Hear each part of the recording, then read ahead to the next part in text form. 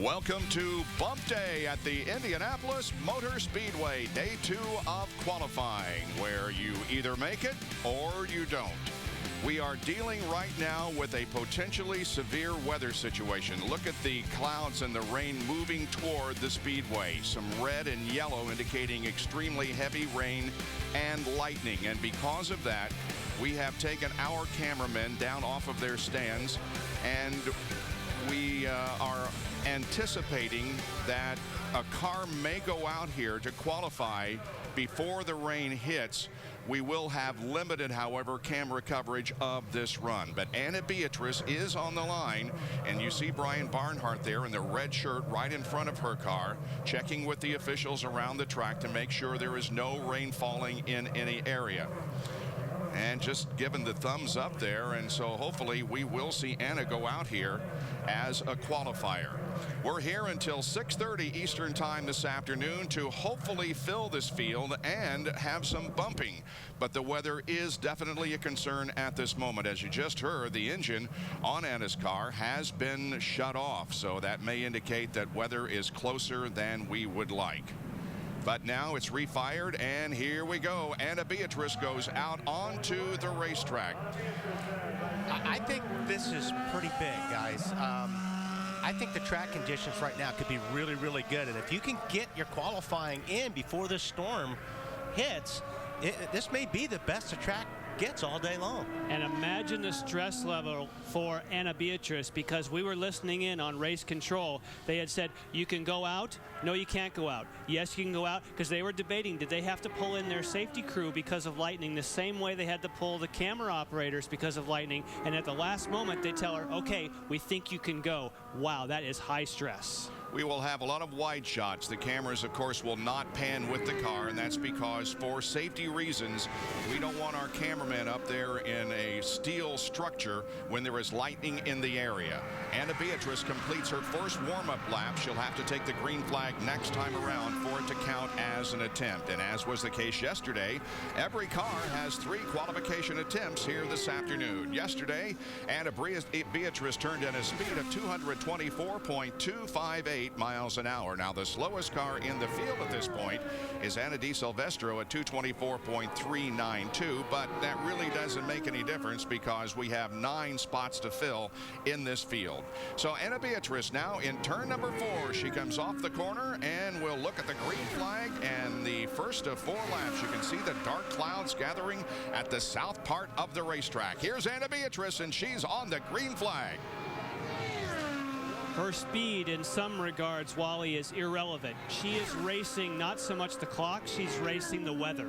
If you can get a lap in here, or 4, I should say, if you can complete your 4-lap run, if weather is as close as that radar showed, that's all that counts. You want to get a time in if you can. You may have locked yourself in, depending on the rest of the day, for the Indy 500.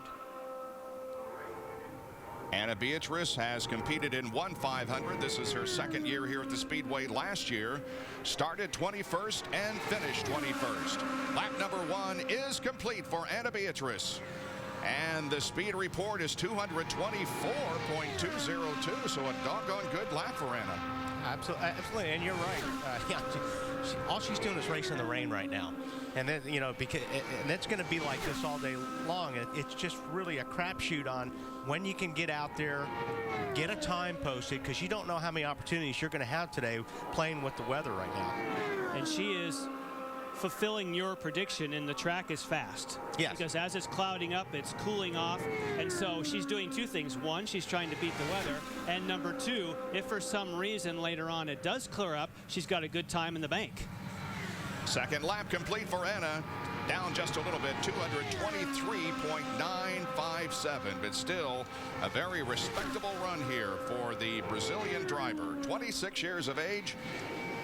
Birthplace was in Sao Paulo, Brazil, that the Eyes on IndyCar Series visited not too long ago. She makes her home, however, here in Indianapolis, and she's driving for the Dreyer and Ryan Bowl team.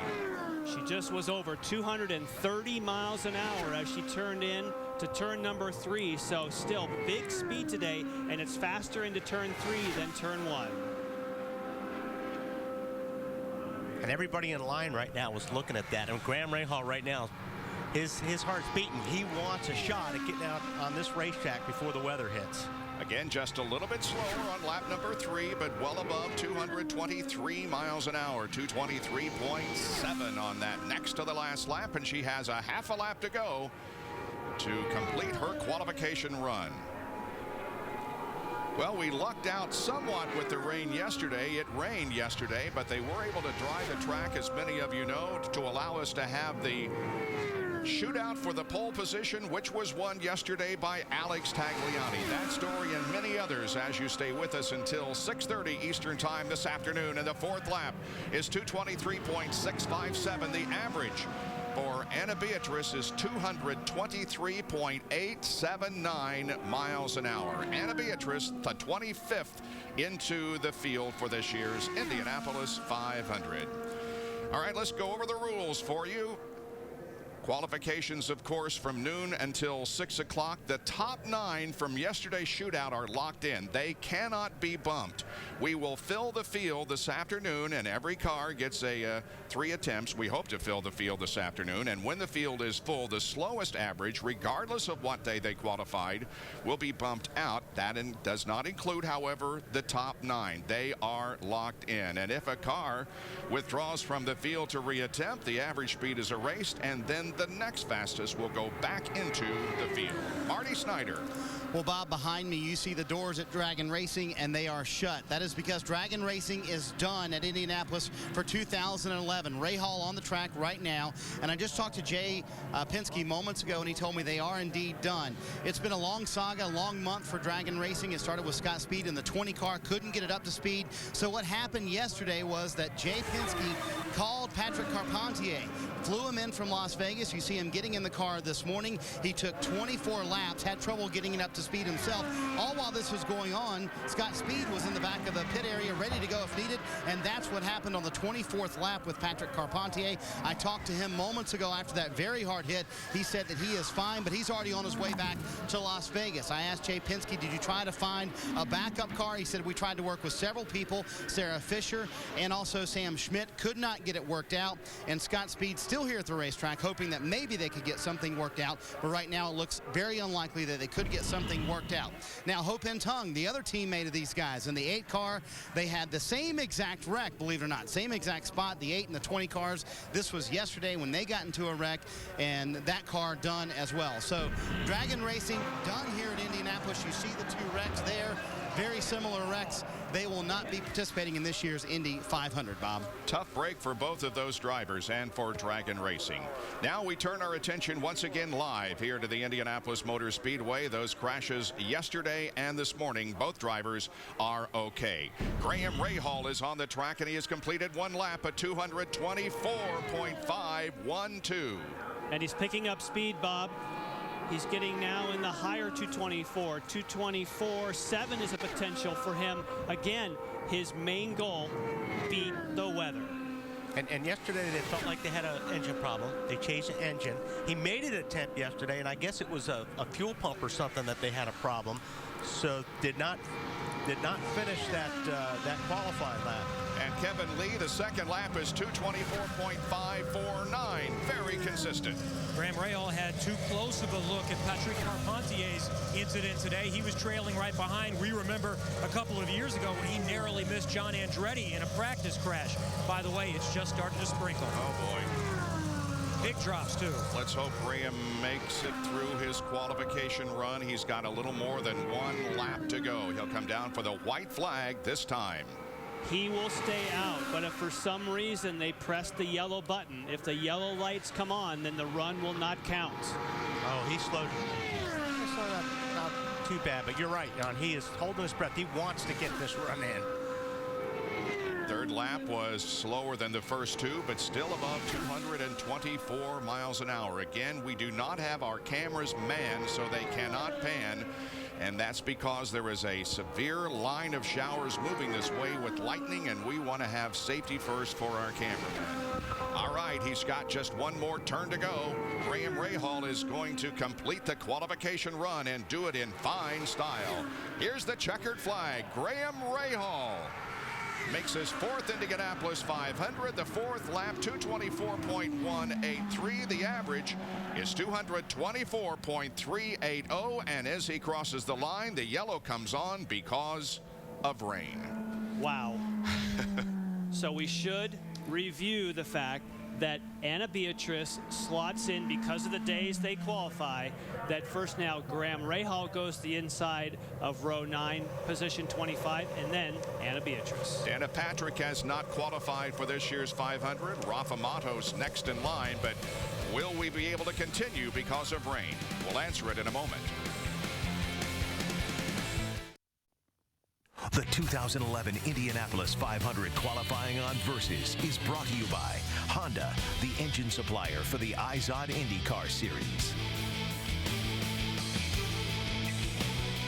Back at the Indianapolis Motor Speedway, where the clouds are very, very dark and lowering, and we are expecting a big rainstorm here for the next few minutes. Lindy. Well, Ryan Briscoe just got out of his car and is heading back to the garage, and you can see why he was in this line in the first place, because he slammed into the wall 16 minutes into practice yesterday, bruised his knees from hitting the steering wheel. He was a little bit faster this morning, but guys, we're going to go ahead and get out of here because it is coming down hard. It sure looks like it, and a lot of wind also. Robin is in a drier spot. Robin Miller. I'm no dummy. Now, PT, you've already got enough gray hair, son. This is not the way a veteran's supposed to spend the month of May.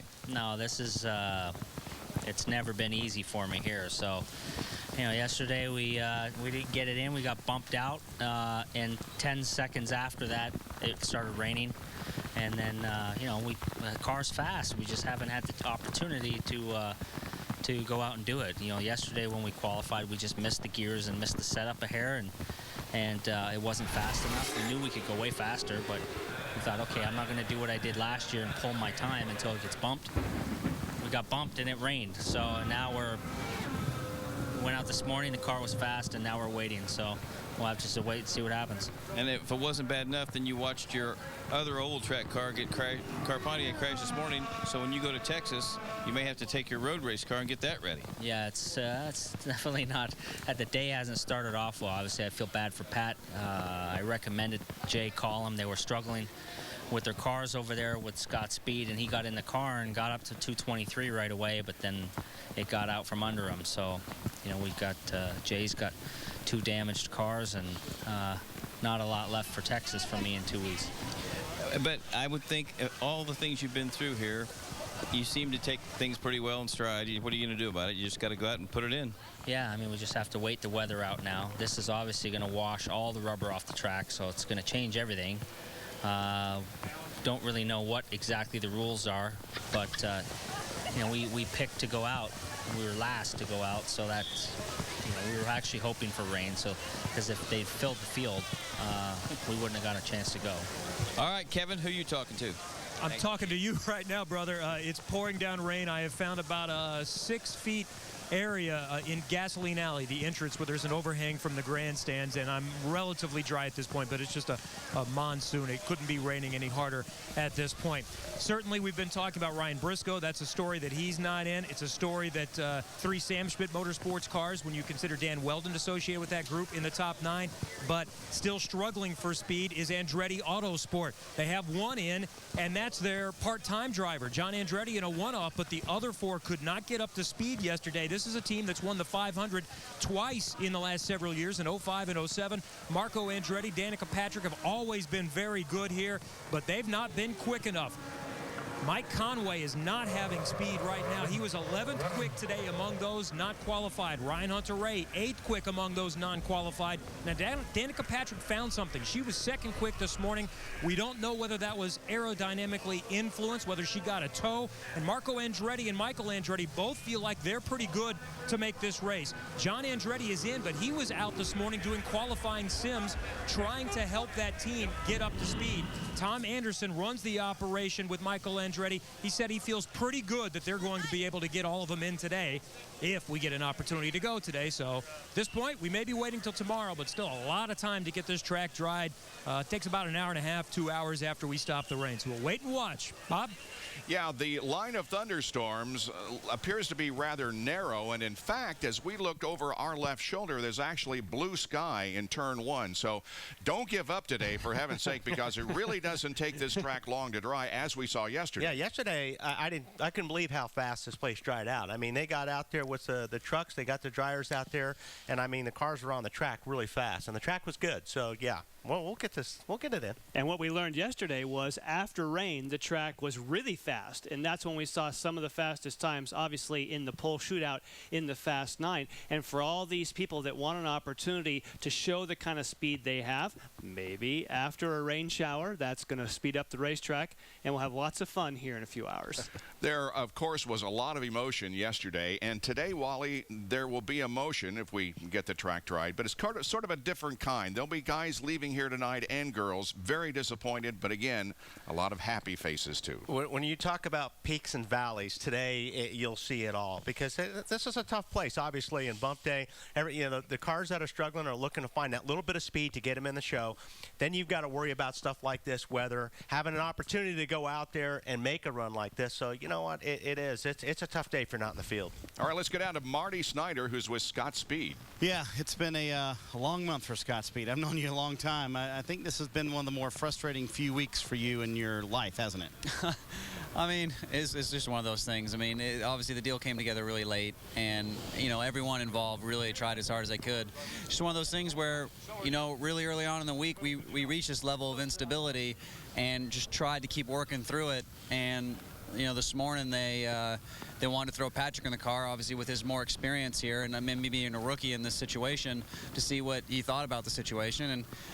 And if there's one thing I've learned from my rookie year, you know, start here at Indy so far, is that, you know, this track can be very treacherous when you're trying to drive an unstable car around here. And you know, but I got to say huge thanks to all the guys and Fuzzy's Vodka for supporting us. I mean, the guys worked so hard in the last 2 weeks. You know, it hurts to see them in the garage, you know, looking the way they do. But your week is over here at Indy, correct? Dude, I don't know what's going to happen.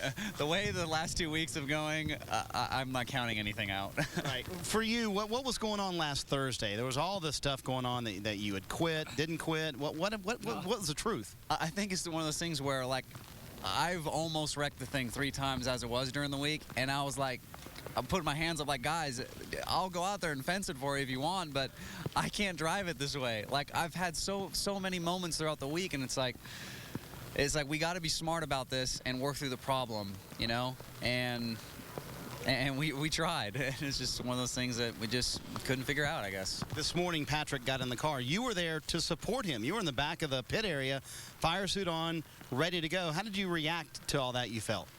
Well, I mean, it's one of those things where they wanted to put Patrick in the car and see what a veteran, experienced driver thought about it, just to double check that, you know, I was doing something other than holding it wide open and keeping a smooth wheel to the left around here.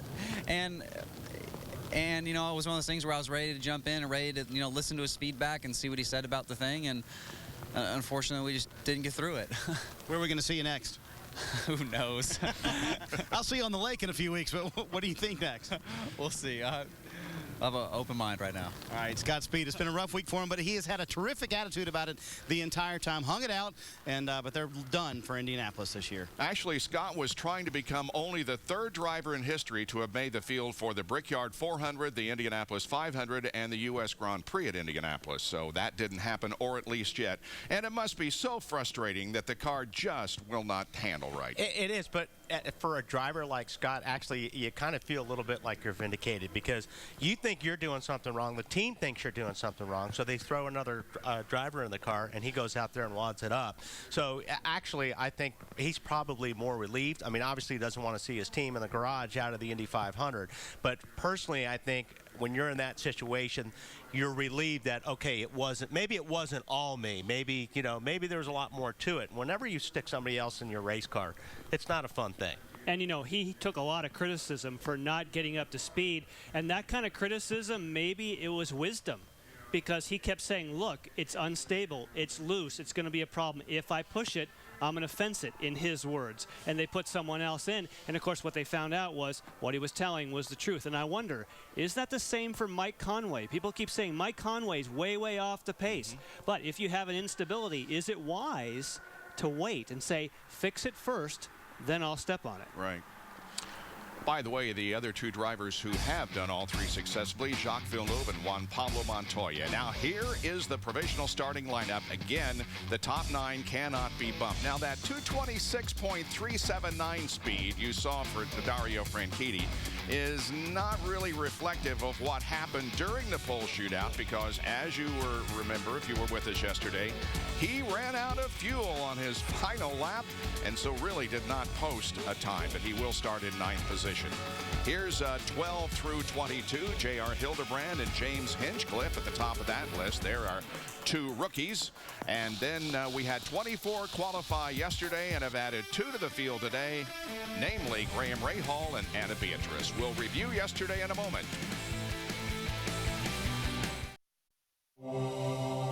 American ingenuity and daring have been the hallmark of this location, a true wonder of the world. Minus 86.2349 degrees longitude and 39.7047 latitude, USA. One simple oval carved by automotive innovators in an Indiana field 100 years ago. A proving ground for the outer limits of man and machine. A racing shrine like no other on the planet. 732 have tried to conquer her. Only 67 have known victory.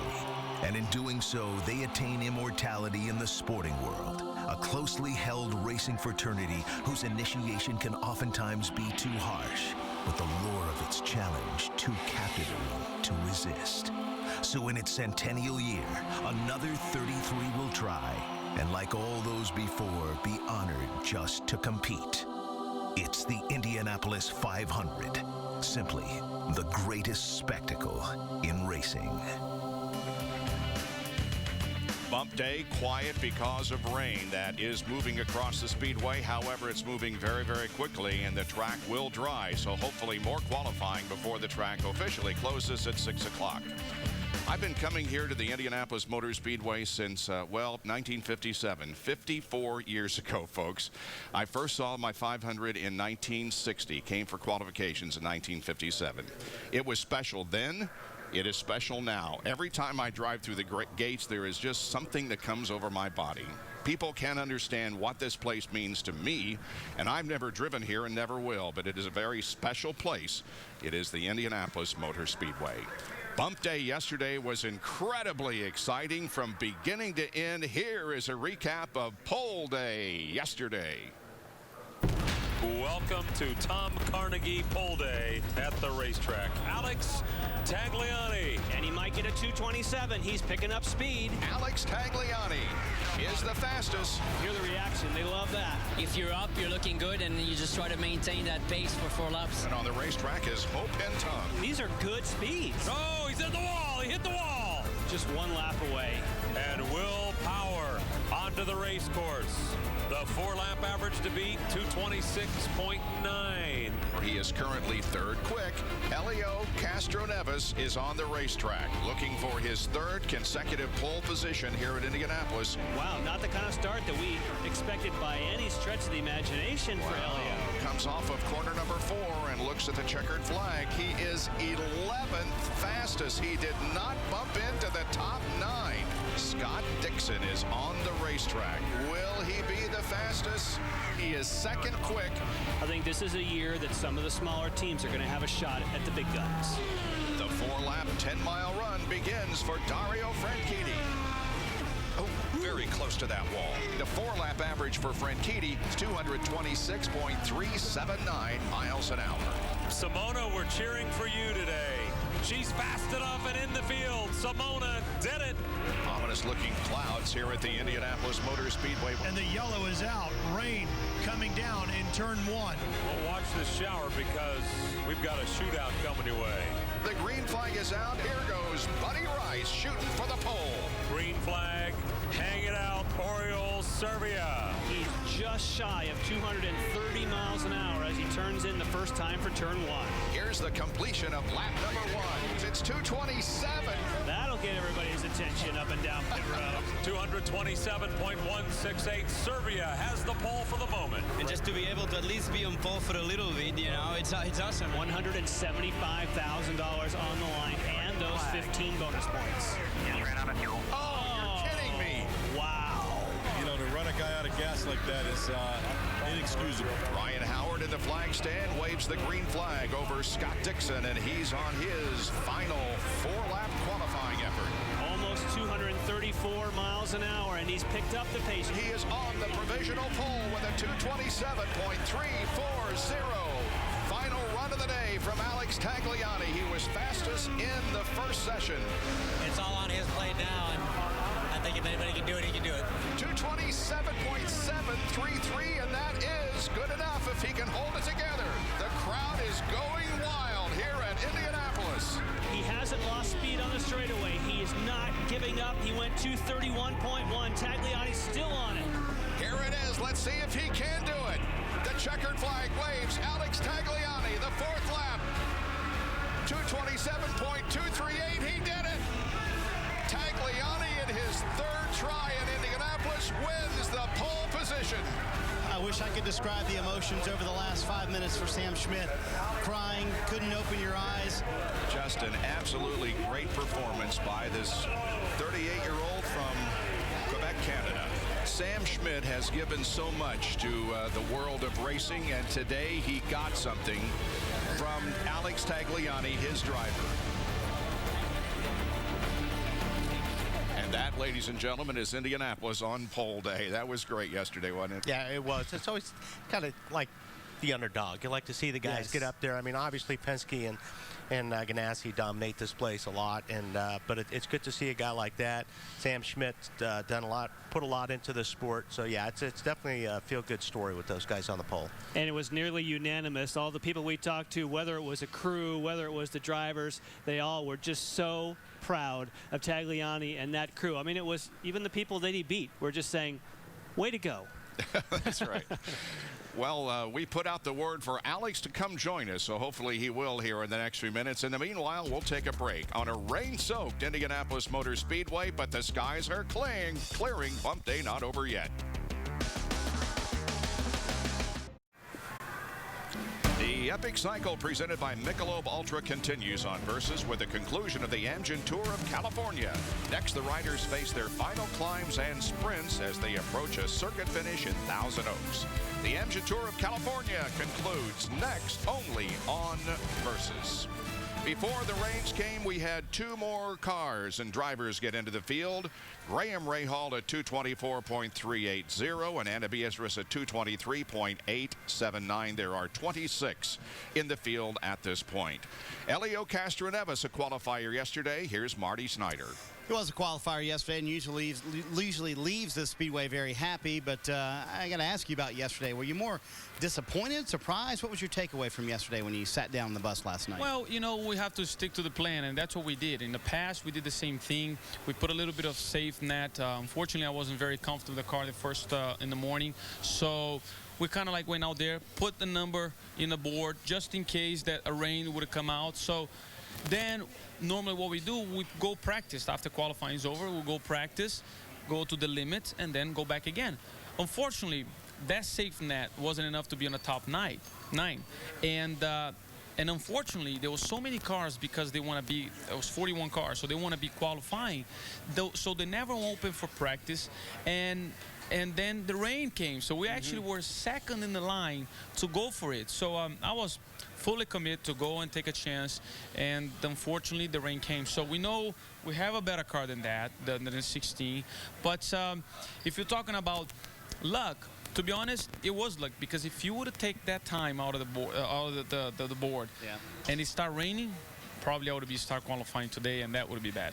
Yeah, well, it was kind of the perfect storm for you yesterday, and you still have 1 car to qualify here in the Penske camp. What's the mood like here? Yeah, no, we certainly are focusing Ryan right now. We want to put his car on the show, him on the show, and it's just raining right now, so it's just unbelievable. The Mother Nature's keep playing tricks on everybody else, and this year particularly is being unique because we have 41 cars. So normally it used to be 2 or 3 cars bumped, you know, but now it's 10 cars. So we got to continue working, and the focus right now it's in the number 6. You start inside row 6, and you have the chance to join the 4-time Winners Club. And I know you had to answer all the questions last year.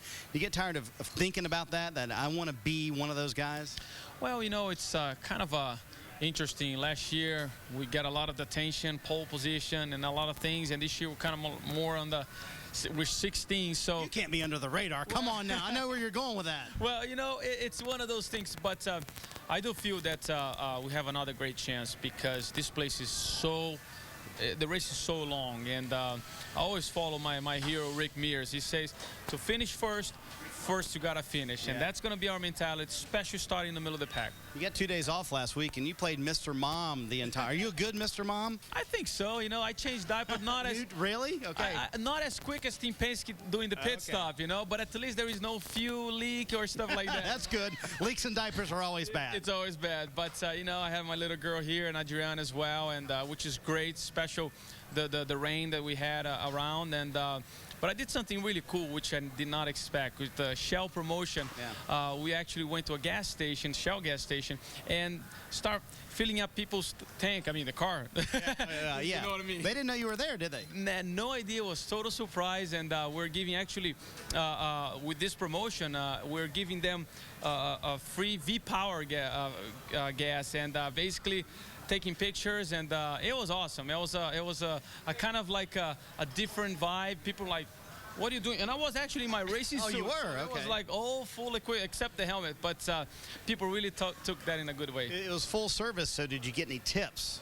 No tips. Maybe I didn't. Not one tip? No, not even $1, man. I mean, but you know, in the end of the day, it was great because they had a great time. I had a great time. I stayed there for an hour. It's a great promotion. If you go shell.us/fuel my passion, it's one of those promotions that you can get actually up to 5 years free gas. So hopefully you guys can do that too. Well, if Lindy and I were there, we would have given you a tip, just so you know. Okay. Thank you. That's nice of We'd you. have taken care of you, Lindy. Isn't that right? We would have taken care of Elio, wouldn't we? That is certainly right. And I'm here with Ryan Briscoe, who's like, God, that Elio can talk forever. I know. I was like, come on, man. We got stuff to do here. And you came out here and seemed surprised the sun was out. I imagine you're pretty glad. Yeah, I hear that there might be another front coming through as well. But, yeah, I really just want to get out there, see what speeds we have, and try to get this IZOD car in the field today. It's really important. You're not used to this. How are you dealing with it? It's pretty stressful, I tell you. I've watched Bump Day many times, and certainly didn't come here this year thinking I'd be doing this today. But you know, it's circumstances, and we had a big setback yesterday when I crashed our primary car, and unfortunately we just haven't been able to get the same speed out of the T car. But we've been working hard overnight, working on the setup, and this morning in practice, and I'm really hoping we can get a solid 4 laps in sometime today and just get there in the field. You were faster this morning. Where would you like to see your speed be? You know, whatever it takes. I'm not really sure. I saw Graham went a little bit quicker in the 24s. I think we can run there. Hopefully mid to high 24s. That would be a good gain in speed from what we had yesterday. So we're just chipping away at it, keeping an eye on the weather. The sun's out right now, so hopefully it sticks around. And because you went in the backup, did you go with data you had from last year that you knew worked? The cars are identical. I mean, that they should be. It's just, you know, our primary car's been rubbed on so much, and it just seemed to have a little bit more speed. So you were probably disappointed you didn't get to see what it could do. Yeah, definitely. You know, the guys do such hard work over the off-season preparing our Indy car, and it's really unfortunate on pole day not to see what we could get out of it. I was feeling pretty confident we'd get in the Fast 9, and here we are on bump day, but they did an amazing job. We crashed around 8:30 yesterday morning, and I was back on track at about 9:30 in the T car. It was just unbelievable. It was good for me just to hit the track again, get the confidence back, and I'm feeling great. The pains have gone away overnight, and I'm ready to get in this field. Your bruised knees are okay. Yeah, feeling okay. All right, thank you, Ryan. We'll let you go back and meet with your team, and we will come back right after this break to a hopefully sunny Indianapolis Motor Speedway on Bump Day.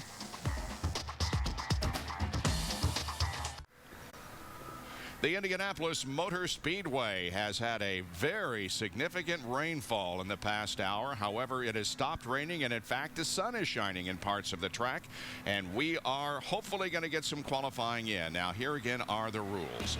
The top 9, those who participated in the shootout yesterday, are locked in the field. They cannot be bumped.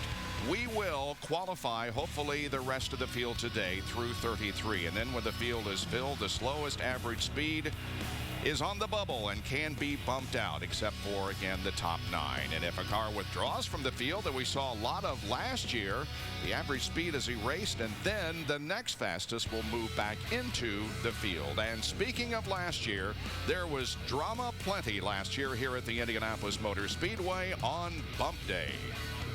This is Bump Day, the final day of qualifying. Yellow flag, Tony Kanaan.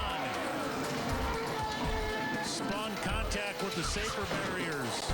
Oh, what a rough month for a favorite here at the Speedway. Sebastian Saavedra has crashed. They don't have another car. They needed to go out to get a read on the car in case they got bumped. And now if you are, you've got nothing to fight back with. Now it's out of our hands. Now we just got to sit and watch. But, you know, I think we're in trouble.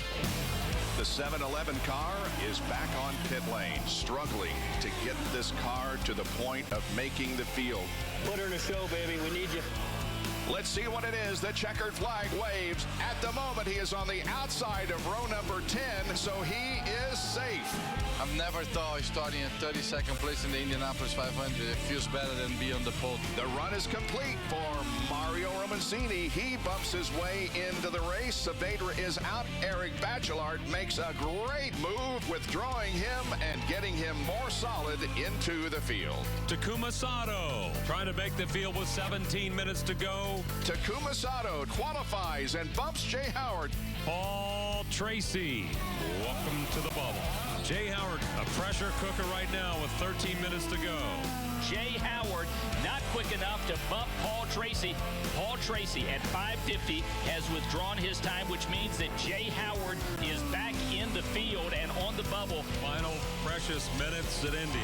Emotional time for Jay Howard, Paul Tracy, and their team. Did he rub it? If he didn't, he came close. Let's see what happens. This is going to be a bonsai run. Oh, he's high again! Oh. He might have taken himself out of the Indy 500. Jay Howard is safe for the moment. The yellow flag comes out. 6 minutes to go. Paul Tracy pulls his time, and he's not in the field. Wow, what a gamble. And it doesn't pay off, and Howard is in for now.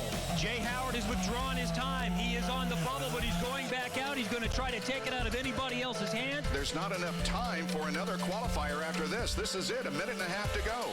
So Saavedra goes back on the bubble, and Paul Tracy, because he withdrew the time, will not go back into the 33rd slot.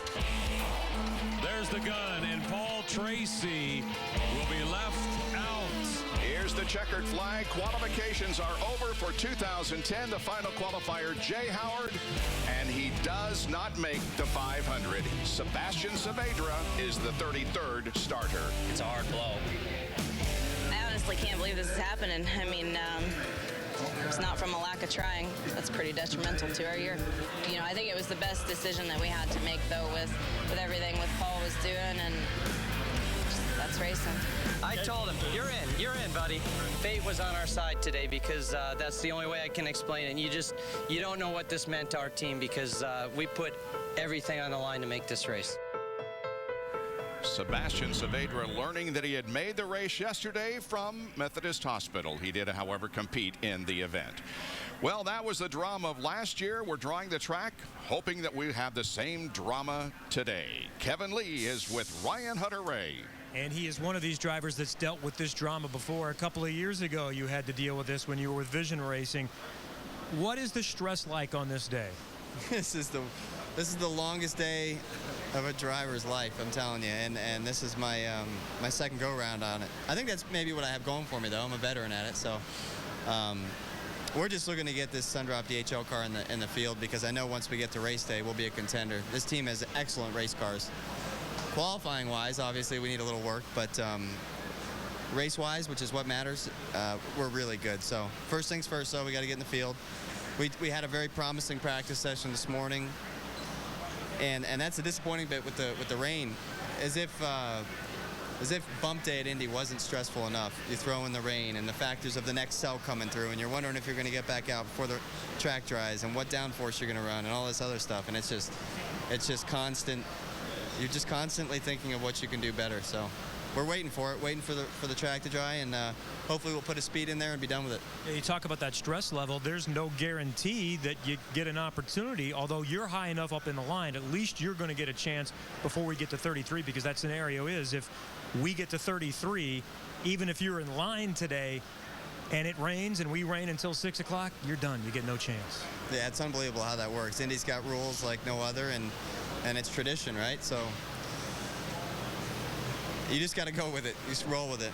Just keep your head in the game, and know that you have the car under you to make it in, and that's all you can do. You can't really get spun up about it and worry about the conditions. So one step at a time, and we'll hopefully get this Sundrop DHL car on the show and go make history next weekend. But first things first. All right, we look forward to seeing Ryan Hunter-Reay get an opportunity later this afternoon, and we do have sunshine, so hopefully a drying track sometime in the next hour or so. Yeah, and the trucks are out there also trying to get the track dried, so we will have qualifications if it doesn't rain anymore. But there was a lot of water put down when it did rain about a half hour ago. Professor B has been very, very busy over in the Hall of Fame Museum, which at this time contains only winners of the Indianapolis 500-mile race. Professor V in this installment tells us about the very first car that won back in 1911.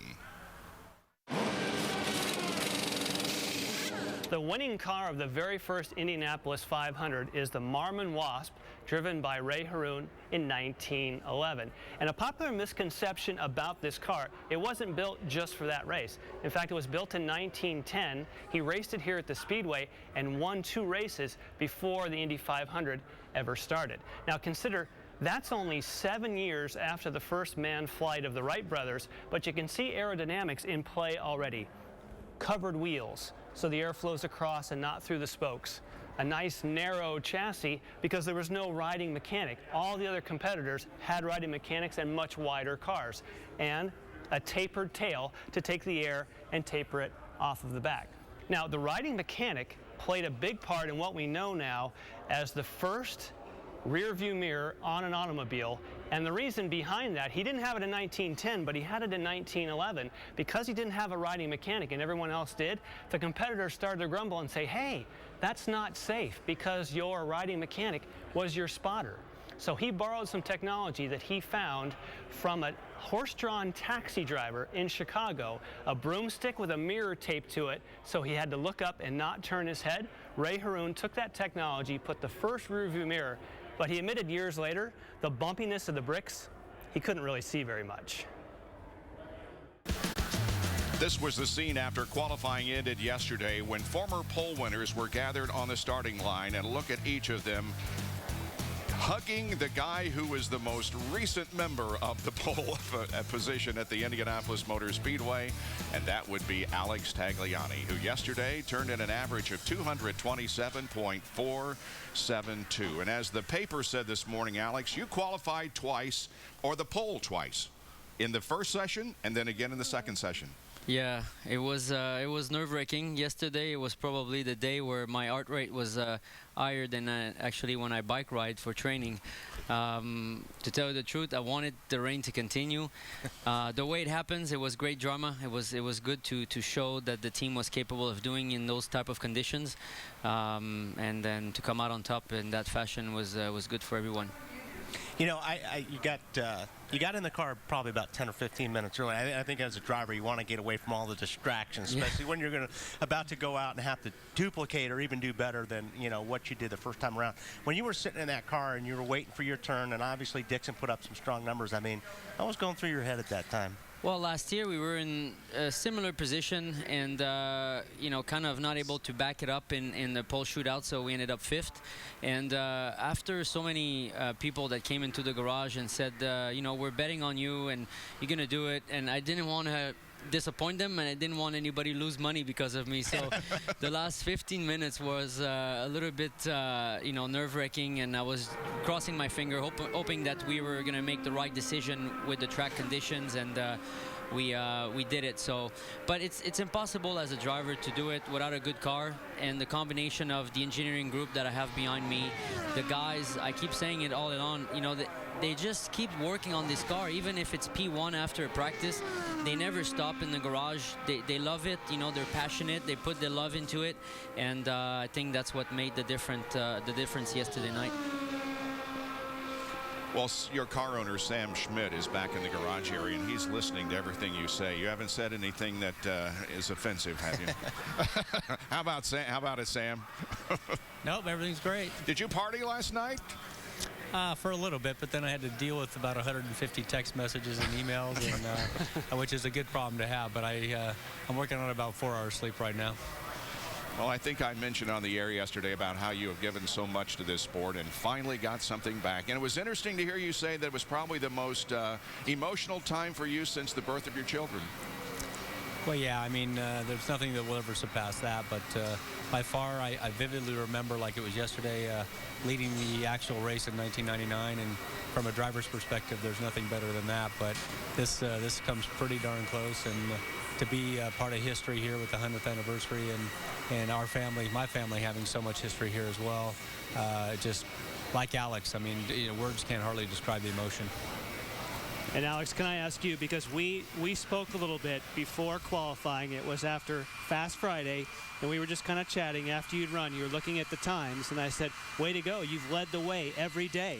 And you said, well, I know, but Penske, I don't think Penske has shown what they have. And you and I talked. I said, Alex, that may be all they have. Yeah, and you had that look like you didn't believe me. No, I was doubting, your comment, but obviously you're good. You're pretty good. You have a good eye. I think yesterday the big difference was, the first run. The conditions were the worst in regards of wind, in trim conditions for everyone. So, the car was good, but it was very difficult to keep it right from turn 1 and 2 and then 3 and 4. So what we had was okay, but I was disappointed. I bet a dinner with Alan McDonald that we were going to be above 227, and the wind was strong, and I think it gives you a reading that you could doubt yourself, you could second-guess yourself, when it's time to go out again, and that's why the pole shootout was a big doubt for us, because we were thinking we were better than we actually showed on the first run. And then the conditions again showed that with a good car you can actually back it up, and you were right. Well, but do you realize, because we just watched your lap there, and if you saw that tracker, did you notice in turn 3 it dropped down to position 2 and then 1? The reason being that tracker was based on Scott Dixon's lap, and on his final lap he started to sputter for fuel. So at that point, when you were in turn 3, it was that tight. If there were ghost cars, you would have been right on top of Scott Dixon right at the finish. Yeah, it was, even Dario, it was a shame for the Ganassi team, because they seem to be the strongest of the cars from the get-go this week. I really appreciate the comments that Scott did last night, about us. We're definitely a team that deserves a bit of reward, but it was tight. They put a good fight. I mean, they've been strong all week long, and during the qualifying run, I don't know exactly what happened with their cars, why they ran out of fuel and all of that, but our first lap was with fuel, and we were quicker than them, so I think we can be proud of that. How good's your race car? I mean, as far as, we obviously it's a fast race car, but have you been in race trim? Have you really felt the thing out in traffic and everything? Yeah, the first day, the first day that I run, we were, pretty heavy downforce. I mean, the car was very fast already. I was thinking maybe too fast, for the speed we were doing. So we have a very free car due to a very nice build from the crew, and hopefully it will allow us to run more downforce and be at equal speed than our competitors, and run consistent on tires through the whole race. It was obvious from the reaction of the crowd. You've only been here 3 times, but it was obvious from the crowd that they were much behind you on that final lap. I know. Like I said, I met so many people in the garage this week that, you know, nothing against, you know, Penske and Ganassi. I think what they've shown throughout the last 10 years here is something that will be pretty much very difficult to match. But maybe people were tired of the domination and they were craving for something new. And I think the whole team deserved what happened to us yesterday. Like I said to the boys, I was very happy that they accepted, you know, like our offer, Rob Edwards, Allen, and myself, to come and join this new adventure. And a result like this is kind of say thank you for taking the risk to come to join this team. And Sam, I think a lot of those applause and a lot of reaction from the fans were for you also, because you've been very successful in the Firestone Indy Light Series, and I hope you can be successful in the Eyes on IndyCar Series here in Indianapolis. And thanks a lot, Bob. I mean, it was overwhelming. I almost didn't have to watch the screen or watch anything yesterday. I could just react with the crowd lap by lap, and you know, that's part of what the series is trying to build right now. I mean, what happened? Like Alex said yesterday, we would have gladly taken that check and gone with the rain delay. But when it was done, and to be able to done it, you know, head to head, was just phenomenal. And to have the crowd behind us and to have such a great show for TV and all that, I mean, that's what we need to be doing. Put some more butts in the seats. And Alex, can I ask you? Can I step to today? We've talked, you know, we talk about the thrill of victory and the agony of defeat. And today, you had an opportunity. Patrick Carpentier was here. And in fact, you came up to the cockpit and you talked to him. This is moments before, unfortunately, he had a big wreck trying to get that car up to speed. What was that discussion about? Well, you know, Pat, I mean, you know, is doing NASCAR, and I think the last 5 years, I think he's been here and he's been feeling what a NASCAR car is all about here. And I think after 8 months of not driving an Indy car, you know, it gets to you the first time you jump back into the seat. So I can't even imagine what 5 years is. So I went to him and I said, you know, just don't be too eager to trim the car. And I think, you know, they were trimming, and I don't know the age on the tires at that time, but you know, I think it was maybe too early, too soon. And I mean, I'm a good friend. You know, we share a lot of things together. You know, Bronte and Anik. So when he wrecked, I was not too happy. I was concerned, but I'm very happy he's glad. Alex, thank you very much, and congratulations on winning the pole for this year's 500. Thank you. It was an emotional day for Alex, for the fans, for Sam Schmidt, for everyone who gathered here at the Indianapolis Motor Speedway and saw Alex Tagliani, the fastest qualifier in round 1 and the fastest after round 2.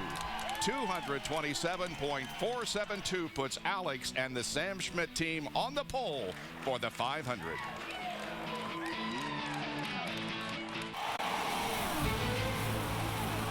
The drivers that most define the history of the Indy 500, I would have to say, would be Rick Mears. The checkered flag for Rick Mears.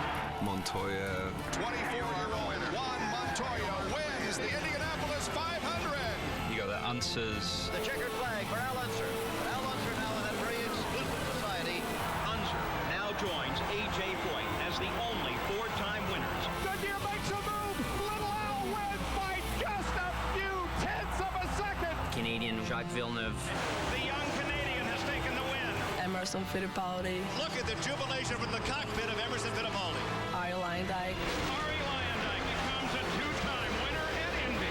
Elio Castroneves. Open the door to the 3-time Winners Club. There's a brand new member, and his name is Elio Castroneves. I mean, A.J. Foyt, Mario Andretti. It's a list of legends. You know, I think the biggest one that pops to everybody's mind is AJ, because you see the clips of him smashing the car with a hammer, and you know, just kind of crazy stuff. It takes so much more than just a fast car to win at Indy. There's been so many changes throughout the history of the Indy 500 that everyone that has been able to make it and to win it, they all mean something to that race. It's not the greatest spectacle in racing for no reason. And welcome back to Bump Day at the Indianapolis Motor Speedway. The track is wet, but it is drying at the moment, and we hope to see qualifying in the next hour or so. One of those that was out, the first out today, is Anna Beatrice. We were first hearing, I think it just started to sprinkle again. We were hearing right before noon, run for cover. We're not even going to send a car out. Then they did send you out. What was that like, those moments leading up to your run?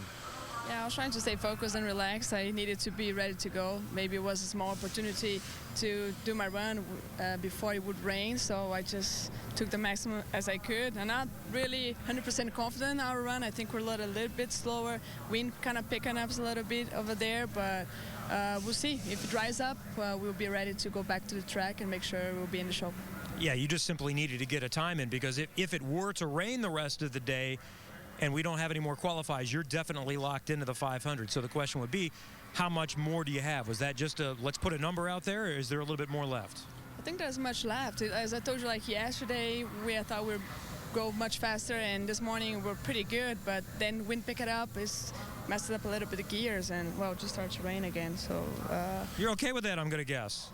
If it rains the whole afternoon, I'm okay with it. The problem is, like, if it just rains a bit and people come back to the track and we don't have a chance to have a second chance, then it really worries me, because we have a faster car than that, so we'll see.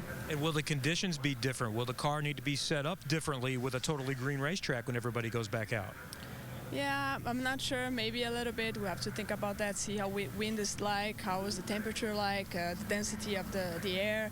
Everything makes a small difference, so we have to analyze very deeply and to make sure that we go back there and do our best job. Second year back here, how is it different this year? How much more comfortable can you be when we get to race day? Well, just knowing what to expect. Last year we qualified first day. Maybe it was a little bit lucky because we worked hard. We had our second chance and we're in. Yesterday, when we would get our second chance to qualify, we got rain out. But just to know how to expect for the race, it's a really mental race, and strategy is very important. So, just more comfortable with it. Assuming it does dry up and we have qualifiers, are you just sitting in here watching on television agonizing, or do you try to do something else and just let people tell you what's going on and what you need to do? Well, first I want to make sure that my car will be ready to go if you have opportunity, depending how it goes. If we get bumped out, we need to go back to track and try again. We would have shown you run again, but we have to apologize because we had to bring the camera guys down just to run for cover because we had the fear of lightning. But we described it, and it was solid. You're in for now, and maybe back out again a little bit later if we stay dry. Anna Beatrice, Bob. Anna, one of two that have qualified today. She at 223.879, and Graham Rahal, the fastest of the two, 224.380. So there are 26 in the field at this time. The trucks are on the Indianapolis Motor Speedway trying to dry a heavy downpour that occurred about an hour ago here at Indy.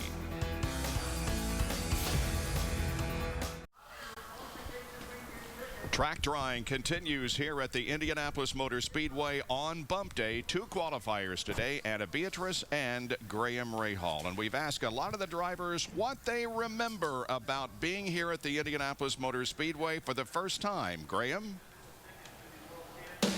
My first memory of Indy. It would have been the early 90s. My dad finished third that day. Third place is Bobby Rahal. And I remember it specifically because I was sitting next to David Letterman the entire time. I had every car and every driver memorized, and I sat there the whole time, and every time one went by, he'd ask me who it was, and I kept pointing out, oh, that's so-and-so in this car. And it's funny because every time I see Dave, we still talk about that. It's been a long time, but that was probably my first memory of Indy. And those were good memories. I love the picture of you and your dad, though. That's awesome. How old were you in that picture? Oh, well, that was in the Miller suit, so I don't know. I had to be 3 or 4 years old, something like that. It had to be cool, even at that young age, to hang out with David Letterman. You probably knew it's a pretty cool deal, isn't it? Well, at that age, I don't think you know who he is at all. You had no idea? No. Okay. There you go. There's the picture right there. Yeah, no, that's an old. Yeah, that's old. That's probably. I love the fire suit. Now that was a custom-made Miller Genuine Draft fire suit for you, wasn't it? Actually, that's probably '92 right there. So I was 3 years old. But yeah, I still have that suit actually. In fact, it's framed and it's hanging on the wall at my house. I have that. I got a Kraco suit from '91. So I've got some old stuff. It's pretty cool to look back and see those memories, though. That is fun stuff. You had your own memory here a little bit earlier today. You ever driven in the lightning around Indianapolis before? Not on the racetrack, at least. No, it was definitely interesting. You know, that last lap had a couple raindrops on my visor going into one, but I thought to myself, you know what, I need to complete this. I knew that Brian would have thrown the yellow if he felt like it was too much. And so we completed it. Unfortunately, I don't think that our time was quick enough, really. You know, we're going to have to probably go out and run here again a little bit later. We were slower. We did a 2:25.3 on our own this morning, so we kind of expected that pace. But the Service Central guys will be working hard. We're just making our way through tech now. And we'll go back out there and give it a shot a little later if the weather allows us to. You speak about the morning practice, and you had a little too good of a view of Patrick Carpentier's wreck, didn't you? Yeah, I did. I was entering turn one, saw the smoke ahead of me, and I thought, oh no, here we go again. For those diehard IndyCar fans, they know that in 09 I went through the exact same thing. Correct. With John Andretti. And this one was even closer, though. So I was lucky I got it slowed down. I hit a couple pieces of debris. In fact, one stuck straight into the front wing. Wow. I was lucky it didn't hit me in the head, to be honest. But we made it through, and luckily the Service Central car's in one piece. Yeah, you and I were talking yesterday for a while, and it described the week. It's been bizarre because the car was really good last week, and then all of a sudden it just started going bad really yesterday. Yeah, I mean, the car's been pretty good all the time. What we've kind of experienced is, and this happens around here, we get what we call slow car syndrome. You know, 3 days ago I did a 2:26.8 on my own, which would have qualified, you know, right up front. And then, you know, yesterday it was 2:23.8 average, you know, and you sit there and you look at that, and it just doesn't make sense. You're running the same car, you're running the same setup, conditions are basically the same, the wind's kind of been the same last few days. So it really doesn't, there's nothing that we can really figure out that's what it is. But this morning we found out a little bit more pace. And so, like I said, if we have to, we can go run again. But really, it just depends on the weather. How will it race, though? I mean, you found that you can qualify poorly and race well, though. How do you think the car will race? I think we'll race really well. I think, now obviously, I've never started this far back at Indy, so I don't know those types of challenges. But our car and race trim has been really strong.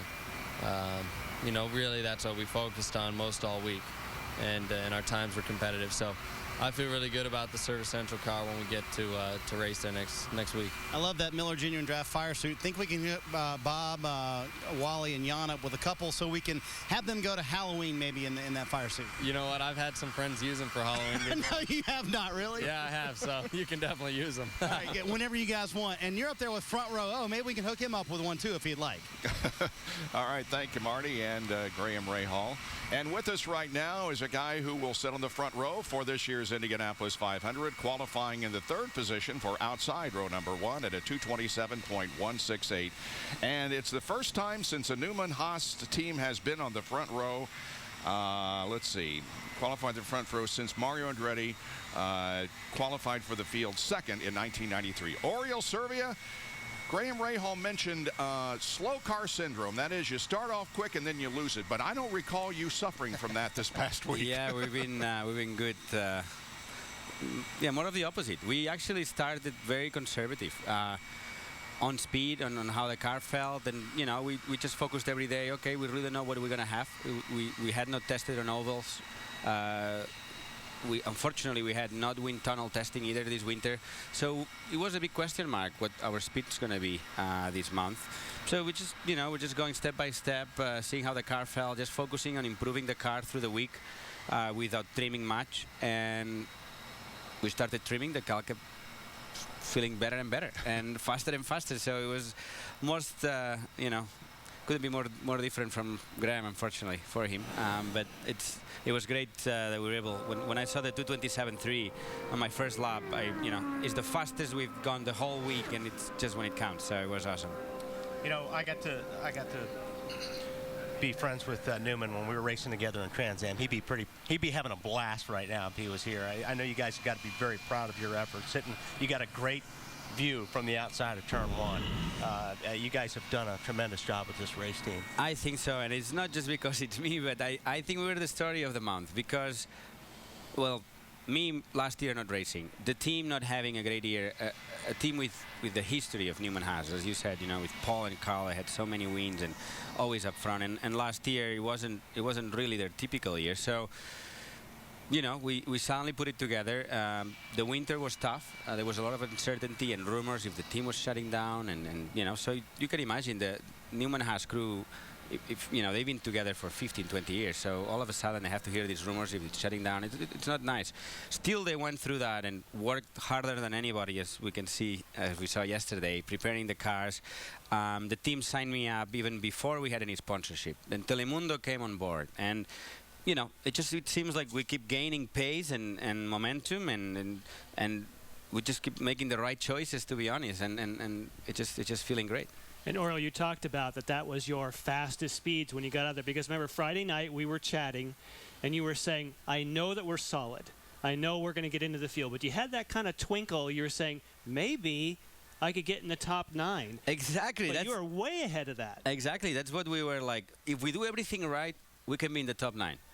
And we got in the top 9 just barely. We were 8. You know, it's been like that in the street races too, in road courses. If we make the first cut in the qualifying sessions, we're fighting for pole. But if we don't, we're 15th. So it seems like if they let us play, we can play hard. And it's what happened yesterday. We honestly, we had just focused so much on working on the car that we had not trimmed. Actually, we were in the top 9, and then we're going into the last segment, right? And we're having a meeting, and like, okay, we can, you know, we're 8, and what do we really think we have in the car? You know, if we risk it, maybe we can be 6th. Do we really want to reach that much? Because obviously, once you have, I mean, we see with Graham and many other big name teams that sometimes you just work hard, but your car is not fast, and there's nothing you can do. So now that we have a good car, do we want to risk it and trying to gain a couple of spots, put it on the wall, you know? And we decided yes. We decided because, but it wasn't just foolish. I mean, the car felt so great in the first qualifying attempt that it just gave us the confidence to let's just trim. We had never trimmed this much ever. We trimmed. We were super fast, and again the car felt great. If they would allow us another shot, we would have trimmed even more and maybe challenged for pole. So it was great. Let us not forget that not only have you had a great month of May in Indianapolis, you have had a great season so far. You are 3rd in points, just 56 behind the points leader, Will Power. That speaks volumes for the team and you. It does. I mean, I have to say, you know, it does. We had high hopes because we knew every time we've been together with the team, we've been successful. I mean, and that helps a lot. You know, it's all about continuity in any sport, right? To be successful. And we had been together in 05. We would finish 2nd in the championship. 09, we ran well. So it's like, I know they're going to give me a good car. I know nobody works harder than these guys, the engineers and mechanics. They know that if they give me a good car, I'm capable of winning. So we have already that, you know, starting. And, you know, it's like this month was the same the whole season. We just go day by day, seeing what we have and trying our best. Happens to be, you know, pretty good so far. What we're able to do, and we're 13 points. And to be honest, I think it was only Long Beach that I felt I had a car to challenge for the win. I was fighting with Dario and Castro Neves the whole race, and it's the first time in my whole career that I felt I had a better car than a Penske and a Ganassi. I really did at Long Beach. So unfortunately, you had the restart where you know, we almost got taken out, and we still finished 6th. So we've just been taking race by race, getting the most points, and we're 3rd. Oriol, congratulations on a great run yesterday. He'll start 3rd outside of row number 1. We'll look for you for a great finish on race day. It will be exciting. Thank you. Thanks, Oriol Servia. When we come back, the Ganassi guys, namely Scott Dixon and Dario Franchitti, are approaching the stage with Robin Miller. We'll talk to them when we come back to Indianapolis. A heavy rain just after 12 noon here in Indianapolis has shut down the racetrack. We've had 2 qualifiers today. Anna Beatrice at 223.8 and Graham Rahal at 224.3. Track drawing going on. We understand there may be a few sprinkles being felt around the 2.5-mile oval. But we have some entertaining guests for you. We've had Oriol Servia and Alex Tagliani up here with us, and now Robin Miller back in the Gasoline Alley versus set has Dario Franchitti and Scott Dixon. Robin. Boys, you know, gas is over $4 a gallon, and these two right here would have paid a lot more for that yesterday. Now, I know that's the way it goes. The whole key though is you're trying to cut it as close as you can, and it was just a little too close. And our boy Chris Simmons made a great call in Chicago last year, so they can't be too tough on him. No, absolutely not. It wasn't cutting it close. It was a mistake. After the first run, they pumped the car out of gas, but there was a communication problem, and basically we didn't know, or some of the guys didn't know the car had been pumped out, so they calculated putting X amount of gallons in, but there was 2 gallons missing from the end of the first run, so it was just a screw up. So what about your case, Scotty? Same thing. He fell it in 1, you fell it in 4, going into 4 on your last lap. Yeah, Dario obviously had it for a whole lap, where I just got it just coming out on my last lap, just midway through turn 4. But yeah, as Dario said, it was not a miscalculation or cutting it close. It was just we didn't know that fuel had been pumped out of the cars after our first qualifying attempt. With all that rain delay, we hadn't got be able to run the cars again. I blame Ganassi. Personally, I hold him responsible for every bad thing that happens on this team. I felt bad for him yesterday because he went down to Charlotte to watch the All-Star race and his day didn't get any better. I mean, really. Mind you, I said that to Penske this morning too. I saw him, and yeah, I had to leave at that point. I was. Were you going to say some nasty words? Nah, I didn't want anybody to see me crying at that point. You won't cry, but I would like to. Cussing's allowed. Yeah, This is cable. So pissed off at that point, and I just thought I need to get away from here and have a little temper tantrum on my own, and we'll be all right. What? But I told Scott yesterday he was so cool in the interview because you guys both think said it was great for Tagliani, but I know it was a tough day for you guys, but it was such a great story because of Sam, Alex, and Alan McDonald, your old mate, who helped you win the Indy 500. Isn't it amazing all the guys that Andretti kicked out, engineer-wise, they've done pretty well. Yeah, I think you got to give Tag a lot of credit. He put that whole team together. I know Sam's, probably the name on the team now, but he's an early addition and obviously hasn't had too much to do with their program up until now. So, obviously all their cars were very fast. So, it was a huge day for him and very happy for Tag. He was extremely emotional. I think he had an ulcer on his bloody lip this morning from so much stress. Yeah. The guy, and I said, come on, we still got the race to go, man. So, hopefully he doesn't commit suicide or something in this next week. Well, you guys can both comment on this because you're both married to beautiful women, but I said, even if you didn't win the pole, you still went home with Bronny. It's not a bad deal. Yeah, Tag's had a good day yesterday. He's a lucky man. Well, now, okay, here's Scott's run. This is your last, I think this is your This is turn 4. Yeah, coming to the checker. Yeah. And we have to bleep out what Scott says here. Right now. 4. There it goes. No, Scotty, it was right as going into 4. Yeah, you can say I'd already pulled down because I'd already pulled down early because I was already out of gas and just sort of coasting. But do you guys feel? I mean, PT, he's 43 years old. He's got gray hair. He's standing here looking at the weather. He's not in the racer. I mean, last year they pulled his car and he made it. I said, you're kind of old for this. Do you need this? Shouldn't you be a sports car driver by now? Or what? This is a cruel place, and I said that to a couple of the guys on Danica's crew yesterday. They were pitted with us up in the north end of the track there, and it doesn't get any easier. But yeah, I think you can either let it drive you mad or just kind of enjoy it and enjoy that tension and that madness because it's Indy. And you could see the emotion on everybody, every single person, both good and bad yesterday. And that's what this place is about. And you see what it means to everybody. And until you've been here and experienced it, I don't think you realize it. But your first year was like that. Scotty, have you ever gone through the 4th day?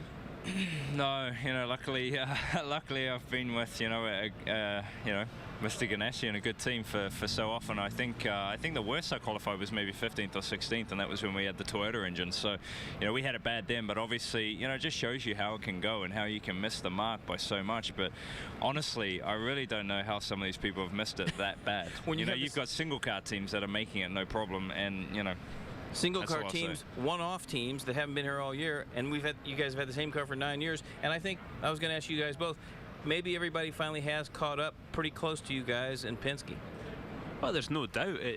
People are getting better all the time, and I think you can see there's a lot of the single car guys really focused on this one race, and it's benefited them. They've done a hell of a job, though. Yeah, and it doesn't get any easier. And sometimes I wonder, was it more difficult back in the day when you had different chassis and engines, and sometimes like Penske came here in '94 with that monster Mercedes. Was it more difficult in those days, or is it more difficult now because we've all got the same stuff and we're trying to just find 0.1 of a mile an hour here and there? It's not easy. When you guys came from kart and 900 horsepower and you came here and you dropped down to 650, and I remember Dario saying it's not. Everybody says it's wide open, easy, flat. He goes, not here. Well, not anywhere, and that's the misconception. People say, oh, it's Chicago. I always, funny, the first time people jump in these cars, they go to somewhere like Chicago and test and go, well, I was flat in lap 5. Yeah, you were flat in lap 5 with a load of downforce in the car with an understeer in it. You know, get yourself in a proper car that's quick and is balanced to win a race, and trust me, it's not easy flat anytime, right? No, you know, and you know, the cars have changed a little bit now. Obviously, we got less horsepower now. I think with 650, you know, at least when we first joined in 03, I think there was 750, even, you know, maybe a little bit more. But maybe yours was. Yeah, the Toyota, I think, was pretty strong that year. So, you know, but it's still difficult, you know, no matter what competition you're in, you know, to get to the top and get that, you know, few extra miles an hour or whatever is going to take a lot. But yeah, Chicagoland's easy by yourself, but once you're going to pack a 20 or, you know, 30 cars, it's totally different. Or stick one of Simmons or McDonald's qualifying setups on it, and it's not easy either. Yeah. Hey, when they had the poll came out the other day, the top 33, you guys are both in it of all time. You're a historian. He's becoming one. You've been to the museum a few times. See your pictures with Bill Vukovich and Wilbur Shaw and the boys. That's pretty damn cool. I didn't kind of think about it too much until I really looked at all the names on it, and then I thought a bit more deeply about it, and it's an awesome thing. I'm so proud of to be on that list of 33, and it's so subjective though, isn't it? Everybody's got their ones, and there's some guys that missed, like Danny Boy missed, and I think Weldon's one of the very best here. His record just speaks for itself. He's only won it once so far, but he's always there no matter what he's in. And yeah, there's some guys, you know, you can take some guys in, take some guys out, but to be part of it is something very special. And the other thing is like there was a guy named Bill Holland. He was second, first, and second. He didn't make it. It's kind of tough to beat that, right? It's just that you know how lucky this place is. You got a blocking call once, or you'd be a 2-time winner probably. Yeah, you know, that's the tough part about Indy. You know, it's everybody's got to understand that you know, you get everything right. You know, that's from everybody on the team, not just, you know, the driver. It's the mechanics and pit stops. It's the strategy. And you got to get all that right in one day between a 2 or 3 hour period. You know, it's almost impossible, and that's why, you know, you don't see people just completely dominate errors. And you know, for me to make it, I just made it. I was 33rd. You know, I'll throw a last row party at some point, but you know, to be, you know, in that short list, you know, I was very proud, and you know, I hope to achieve a lot more at this place. But you know, I think, you know, I agree with Dario, obviously Dan, I think, and TK's done a hell of a lot here too. You know, good point. You know, good point. I think that could change down the road, obviously. He's the new Lloyd Ruby. TK, yeah. We call him Rube. He wears a 10-gallon hat. Hey, Rube! Led 45 more laps and finished 9th. Nice job. He's stressed. I saw him yesterday. He's stressed. I know. I forgot how stressful this place is. I came back here and really just forgot, and then you get into the week of practice, and then you start not sleeping so well. It just drives you mad, this place. Well, I appreciate you guys coming by here. Now, you know, you realize that the guy that started second has won Indy 500 34 times, and the guy that started 9th has won it 17 times. And I just made those stats up, but you boys both look like you believe me. I believed it. It can happen. It can definitely happen. Well, of course it can. You know, what did I say in that email to you last night? Yep. Yeah, who cares if you qualify? You'll be running 1-2 by lap 50, and everybody will be mad again. It'd be a lot easier had we been starting on the front row, but it is what it is, and we'll deal with it. Yeah, Chip. Put more fuel in there. Okay, guys, thanks. We appreciate it. Bobby, back to you. Thanks, Robin, and thanks, Dario and Scott Dixon, for spending some time with us. Rain falling once again, very light rain, but still the track drawing efforts are continuing here. Stay with us.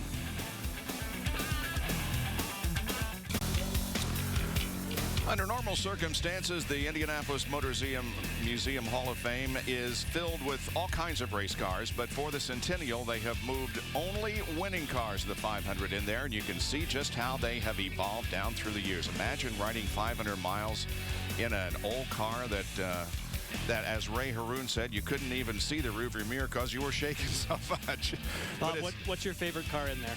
Oh, without question, it's the 1955 winner, which you could just barely see there. It's a pink car, and it was Bob Schweikert who won the 500 in 1955. But, boy, there are a lot of cars in there that I really love.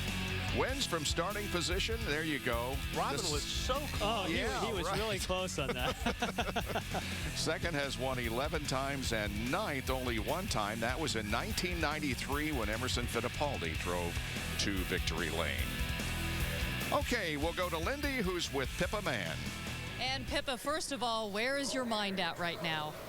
Well, you know, we're just waiting on weather at the moment. It's getting closer and closer the more it rains to either being a one-and-done scenario this afternoon or even one-and-done tomorrow morning, which means that they're going to let everybody who's not qualified have one shot at this, and that's it.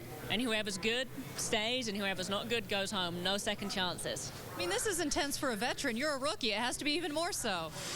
It's so intense. And the worst part about it is all through Thursday and Friday, we looked really happy to make the show nice and easy yesterday. And we went out yesterday and we just started draining mile per hour. We're still not sure why it happened. Honda have been great. We've got a new engine in the back of her, had the gearbox apart and put back together. And we tried to throw a bunch of setup stuff at it to see if that helped. So don't know really what we've got right now, so one and done for us is going to be really interesting. On top of that, it seems like every time you've gone out, you've had to deal with different conditions. How's that as a rookie? It's really difficult, and everybody tells me it's one of the joys of Indy in May, that every time you hit the track throws something different at you, and you have to try and respond to it while you're out there. What have you and Sebastian Saavedra been talking about as teammates? Well, you know, we just go over car setups, and we just try and work together on that sort of thing. It's been fairly difficult. Sebastian's pretty much a rookie too. I know he was here last year, but basically he's a rookie, I'm a rookie, so we're not like Dragon, who actually had support from Schmidt with their two rookies. We're total rookie soup down here. Hey. So we've just been doing what we can, and we thought we were really getting somewhere with this till the weather turned up on us again. So yeah, fingers crossed. Are you dealing with similar issues with your cars? A little bit, yes. I've had my car's been quick enough to get in. We just had this sudden loss of mile per hour yesterday that we're still not sure about, which makes us incredibly nervous going into today. But my car's definitely been quick enough to get in through Thursday, through Friday, clean air. We've looked pretty good, so we were absolutely gutted yesterday. And, you know, the one and done thing, we get one shot to find out whether we've cured the problem or not. We spied you talking to Ryan Briscoe earlier today before you were supposed to go out. What were you talking about? Well, you know, it's a girl like me. As we keep mentioning, I am a rookie here. We are one of the smaller teams out here. Kind of makes you feel a little bit better. Like, poor Ryan, he had such a horrible crash yesterday. He's hopped in his backup car. And he's such a great driver. He's with Team Penske. And, you know, he's kind of in the same situation we are. He's not feeling the weather. He's feeling a little nervous. And it's like, well, hopefully it's going to be good enough. Lots of nerves in these garages, Kevin. Lindy, I'm with the Dale Coyne drivers. Another rookie, James Jakes, and Alex Lloyd, who finished 4th in the 500 last year for this team. All right, James, you're trying to find speed. You're trying to find track time. What is this like, waiting and just agonizing over the possibilities? Yeah, it's frustrating, but there's not much you can do about it, so you've just got to be patient and see what the weather does. It's out of your hands. I think we've made some improvements over the night. The practice this morning was pretty good, so I guess we're waiting around to see what the weather brings and if we can get out again today. How about your situation, Alex? It's pretty frustrating, really. I didn't want to be in this situation. Last year we were here on bump day. Fortunately, we had a good run for the first run and had a relatively relaxing rest of the day. On Fast Friday, I thought we had the speed for yesterday. We lost some speed, probably lost a mile an hour yesterday, and I feel like we maybe lost a mile an hour today. So we're scratching our heads a little bit, but I think if we can get a solid run, we've got the speed to get in. Definitely frustrating when you lose speed in the days that are most important to you. So we'll keep working away. Like I said, hopefully we get in today. It's definitely important to try and get a good first solid run in because you may not have time to bump your way back in afterwards. So we're looking forward to it. Hope we can get the Boy Scouts car back in the show. And last year we had a tough qualifying, but we had a good race. So that's the main thing, is get the car in the show and see if we can have a good race. You guys both live in the States now. Alex lives in Indianapolis and James has been in Orlando this year. But you're both from England. Did you know each other growing up? Not in person. I knew of James. I knew a little bit about his racing, but I think we were always a year or two apart. So we were around the same kind of racing scene, but just in slightly different categories, I think. How has your transition been? And maybe you should tell people why you end up in Orlando, too. Yeah, well, I hate to admit it, but I was definitely a big tourist when I was younger. I did the whole Disney thing and Universal and everything, so I enjoyed it down there, and it's just a place. I thought it was a good move. The weather's good. It's great to train down there. The weather's always great, so, you know, early mornings, the sun's shining, get out on the bike, and I just enjoy being down there. But yeah, coming over here, I've enjoyed the oval so far a lot. I wish we'd have had more running. You know, we've only had 3 test days out of the 6 we're supposed to have, and then one of those was rained off as well. So it's been tough, but hopefully we can get the job done today. Has Alex been able to help you at all with this place? Yeah, Alex has been a great help. I probably wouldn't have been able to improve the way I have done through the week without his input. Like you said, he finished 4th here last year, so he did a great job, and he's been a great teammate to learn from. Good luck to both of you guys. Alex Lloyd, James Jakes, Dale Coyne Racing. Back up to you, Bob. And a look at the drivers who have not yet qualified. Charlie Kimball, the fastest of that group in practice, but you can see a couple of Andretti Autosport drivers following next, and then Ryan Hunter-Ray also. And neither Alex Lloyd nor James Jakes have qualified for this year's 500, so they seeking a spot in this year's 33-car field. 2 qualifying today, Anna Beatrice and Graham Rahal. Professor B is up next with a closer look at one of the cars that has won the Indianapolis 500. In 1926, Frank Lockhart took a Miller chassis with a Miller power plant to Victory Circle. Now, the Miller power plant, 1.5 liters, inline 8, but the reason it's so small is because it's supercharged. And at 1.5 liters, that displacement is the smallest to ever win the Indianapolis 500. But it made nearly 300 horsepower, and this car, 1,000 pounds lighter than the original winner, the 1911 Marmon Wasp. It also had the advantage of balloon tires. These are the Firestone balloon tires that ran lower pressures, and they would absorb some of the extreme vibration from the bricks. Now, talk about extreme. Frank Lockhart the next year, 1927, took a similar chassis and engine combination to the high bank board tracks, ran 147 miles an hour. Imagine that, 147, no seat belts, and with a cloth helmet. In 1968, tragedy struck Team Lotus. At the Hockenheim Circuit in Germany, 1965 Indy 500 winner Jimmy Clark was fatally injured in an accident. A few weeks later, Clark's replacement, Mike Spence, died practicing at Indy. On pole day, Team Lotus had drivers Graham Hill and Joe Leonard qualify 1-2. A new track record, 171.208 miles an hour. TK, if you win this thing a week from today and he kisses you, your reaction's going to be? I'll kiss him back. You know what? I think Tony Kanaan, Jimmy Vasser, you guys had a great day yesterday. A lot of teams did. Everything's rolling. Everybody's in the show. I mean, if you planned it out, you couldn't do much better than they came out, JV. No, we could always do better. You know, TK's 2 away from bump yesterday, and also Thomas. So we, I appreciate looking good to you, but the speed really isn't what we expected, and especially with a guy like Tony Kanaan, should be going much quicker. But it doesn't matter where he starts. He likes to start. He told me off camera, I'd rather start in the back. It's more fun. No, I did not. You didn't? No, I didn't. You didn't say that? I did. No, I said yes. I might have made that up. No. It's definitely, I enjoyed starting in the back sometimes, but I don't like to be in this position. This is the second year in a row that I'm in a position that I kind of don't want to be. I mean, I still get a chance to get bumped today, man. You're not going to get bumped. Just like I told Billy Englehart once when Foyt went out, when George Schneider went out 10 minutes till 6, he hadn't been on the track all day. You've got no chance. He got bumped. Sorry, so don't listen to me. Now, oh, that wasn't very nice. All right, what is that? Our guest Why you put me got in bumped. Is that a prank? Hold on a Look, second. it's not a prank. It's not a prank. He just got wet. He didn't get bumped. He got soaked. I'm so sorry. All right. TK. All right. He's better. Want me to do it? He's better now. There we go. JV, we were talking off camera, but considering that Viso's had a tough start, he's done a good job this month. Done a great job, you got Schechter in. You got. I mean, you guys are. I mean, I know it's not maybe 226 or 227 what you wanted, but it's still not bad. No, we're happy. And Takuma Sato has done a great job. Almost made the Fast 9. So we're.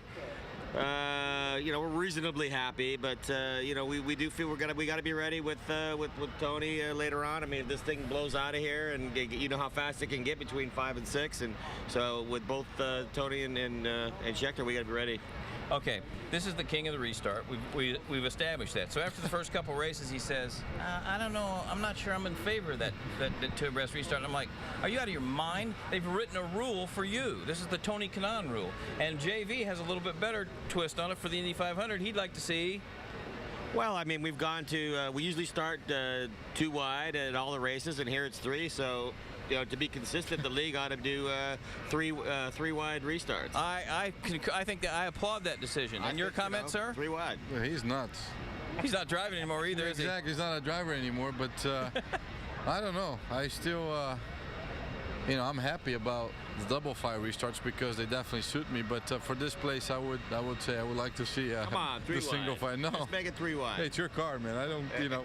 JB, what Tony never got to see was he never got to experience the apron here, which gave you a place to go if you were having problems, and it gave you a place to go to pass people.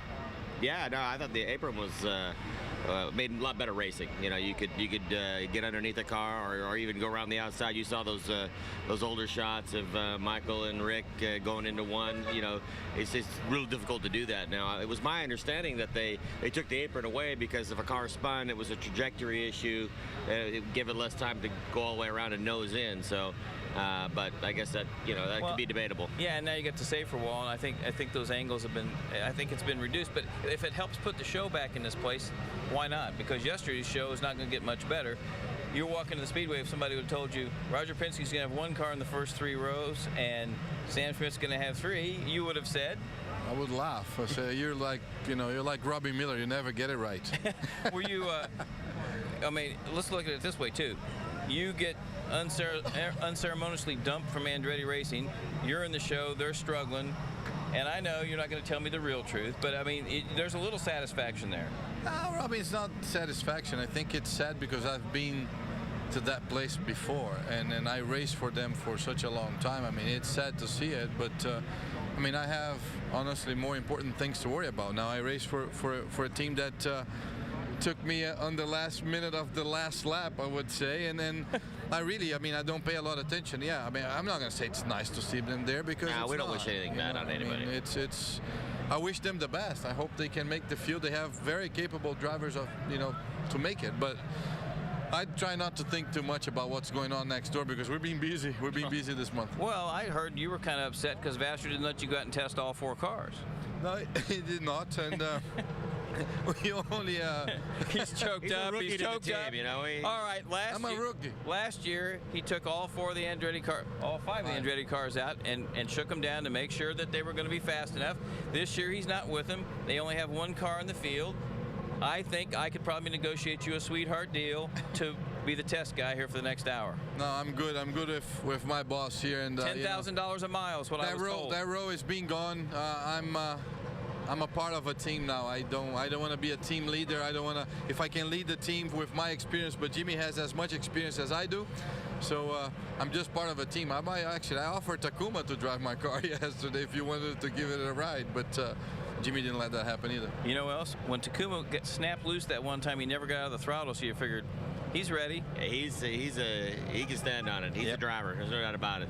All right, guys, have a good race. Thanks for joining us and not insulting the host because my feelings get hurt easily. Bob, back to you, buddy. Yeah, I can tell. Thanks, TK and Jimmy Vassar.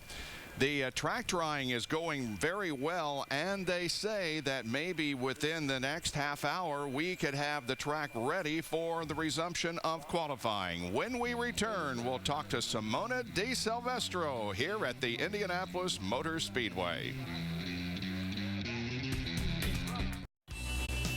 The Indy 500 is such a historic race. Experiencing it last year was something unbelievable. So many great drivers have driven there, and to win Rookie of the Year there was something really cool and unbelievable to me. And now to go back this year, you know, you kind of have like experienced it the first year, so going back to it, I think it's you're gonna enjoy it even more because you kind of know what to expect a little bit, and I'm not gonna have my knees shaking when I go out on race day because it was pretty scary when I went there in 2010.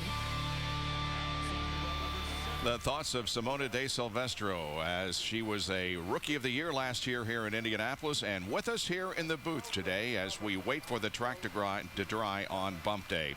Simona, of course, was involved in what was, without question, one of the scariest looking accidents that we've had the Speedway in a long time.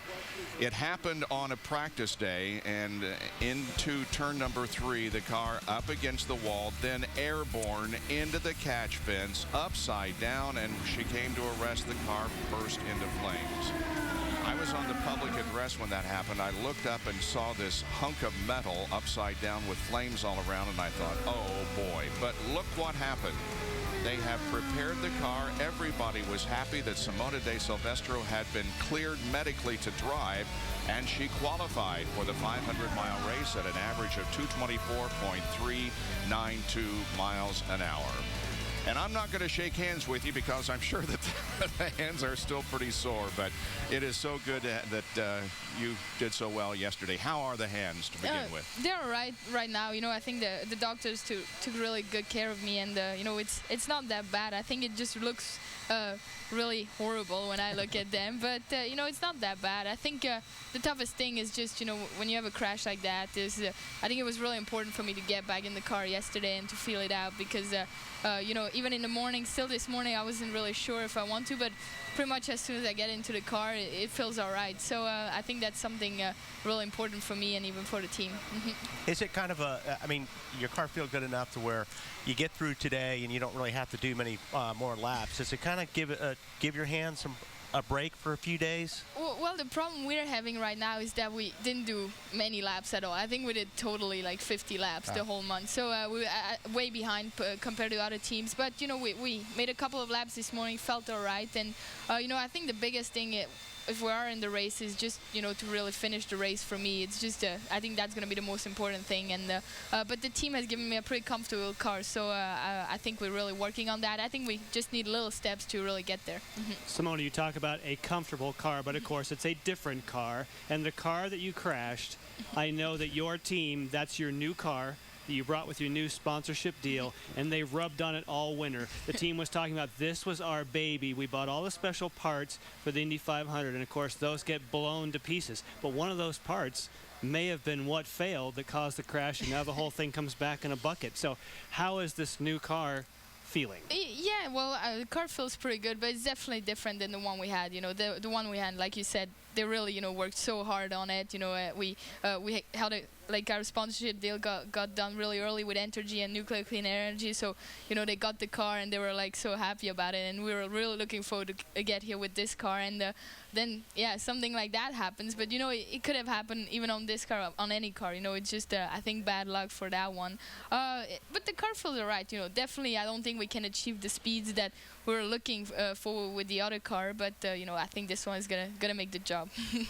You were flying at Brazil, and you've had some really, really great runs this year. I mean, how's that been for the confidence for everybody? Well, definitely, I think our first 2 races were really competitive, and in Brazil, we got caught in that crash at the start, so it kind of put us a little bit behind, but we showed that we had the speed, especially in the rain. I think we passed every car out there, so I think that was important for the team, and everybody really believes in each other at HVM. We are like a big family. I think that's the most important thing. Even yesterday we made 3 qualifying attempts, and after the second one, I was like, oh, I don't think I want to really go out there again, because it's pretty scary, and we hadn't made any run with no arrow, so it was. I just looked at my engineer, and he said it's going to be all right. And then, I just trusted him. And I think that's the biggest thing. We really have a lot of trust in each other. You were greeted with a lot of applause when you walked down pit lane after being cleared medically. People knew that you were going to get back in the car. And then when you qualified, you got a rousing round of applause here. I think the fans like you. Yeah, it's great, to have the fans behind you. And especially after what happened to me. I think without them, it would have been even more difficult to step back into the car. But, when you really have everybody kind of cheering for you and really lifting you up, you just kind of get that thing in your head. You're like, oh, you got to try it. Now, talk about yesterday. You were on the bubble. Charlie Kimball rolls out, and of course, that he has the access to Scott Dixon's setup, were you thinking you were toast at that point? Well, yeah, I was actually doing interviews, and I was looking at the thing, and I'm like, oh my God, I hope it rains. And then all of a sudden it just poured down. So I was like, yes. And even today, you know, we're still not really safe. You know, we're gonna be safe at 6 o'clock. But you know, I was happy when the rain kind of rolled in a little bit. But it definitely went our way yesterday. You know, and but you know, there was other people like Briscoe. You know, Penske car not really. Bumping us out. So I think for the car we have, I think we can be really happy. Well, Simone, I don't know whether it's good news or bad news, but they are rolling cars out of Gasoline Alley, and we could be qualifying here in the next few minutes. Thanks very much for joining us, and good luck on race day. Thank you. Simone de Silvestro qualified for the Indianapolis 500. There is Rafael Matos' car, which is down at the line that they will leave from when we start qualifying. Hopefully that will be in very short order. Stay with us at the Indianapolis Motor Speedway.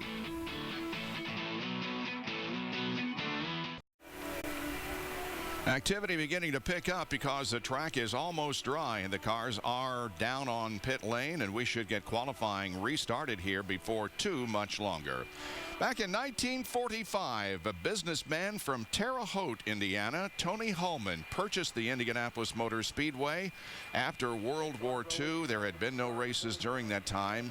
He put together an incredible program that has restored this place and made it what it is today. The Hulman George family continues to be the owners of this facility, and part of that family really is Ed Carpenter, whose stepfather is Tony George. Yesterday, Ed qualified for the 8th position, car number 67, and we had a chance to follow him virtually all day in his quest to make it into the field.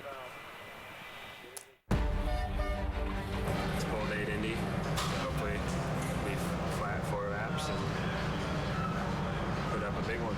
I think we're going to be close to the top 9, if not in, if this goes to plan. I don't think anybody's that much better than where we are. They've done a lot of hard work. Ready to go. Just playing the waiting game. I was ready to qualify about 10:30 last night. It's hard to tell if people are just look better or if the track's slowing down or what. Let's go. We have to go to inspection. The main plane that was stickered. They decided to go back through tech and gave up their place in line. He has given up his guaranteed spot. If you have sprinkles, that could become a big issue. I think I'm going into labor, really. No, you're a little too early for that. We are under a yellow here at the Speedway. You gotta be kidding me. I hope it's not for rain. Come on, hold the rain, please. Qualifying continues, and Ed Carpenter is on the track. Settle down, we'll be all right. And he's got a great lap at 226.403 on lap 1. That's third quick. Come on, come on. He has been very quick all week. Second lap, 225.817. That drops him down, but he's still in the top 9. The white flag shows for Ed Carpenter. Use your tools, come on. Back about 226.164. But the pressure of Sarah Fisher, Ed Carpenter. Look at her. And Ed Carpenter is knocking on the door. Here he comes. Let's bring him to the checkered flag. Ed Carpenter qualifies. 226.302. He is 6th fastest into the top 9. Awesome job, dude. Way to stick with it. We're looking Thanks, Roger. And Ed Carpenter breathes a sigh of relief. He has done it and done it well. I think that would be good enough. Now, to be honest, I'm just hoping for rain and the shootout gets washed out. I'm fine starting 6th. Unreal, isn't it? Weren't you 6 months? No. Yeah, or 9? Thank you so much. You guys work so hard. I can't stop crying. We have to make an attempt, So no one has the option of maintaining the position they currently have. Right. The top 9 are just the top 9. So That's 4:30 to 6. Yeah, so I'm hoping it rains. Okay. But either way, it's not like last year. We don't have to deal with bump day. Emotional time for Jay Howard, Paul Tracy, and their team. Oh! Jay Howard is safe for the moment. The yellow flag comes out. 6 minutes to go. Paul Tracy pulls his time, and he's not in the field. Wow, what a gamble. And Howard is in for now. Jay Howard has withdrawn his time. He is on the bubble, but he's going back out. He's going to try to take it out of anybody else's hands.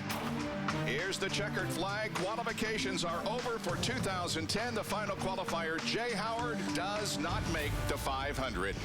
I honestly can't believe this is happening. 9 through 1 will go out for one shot.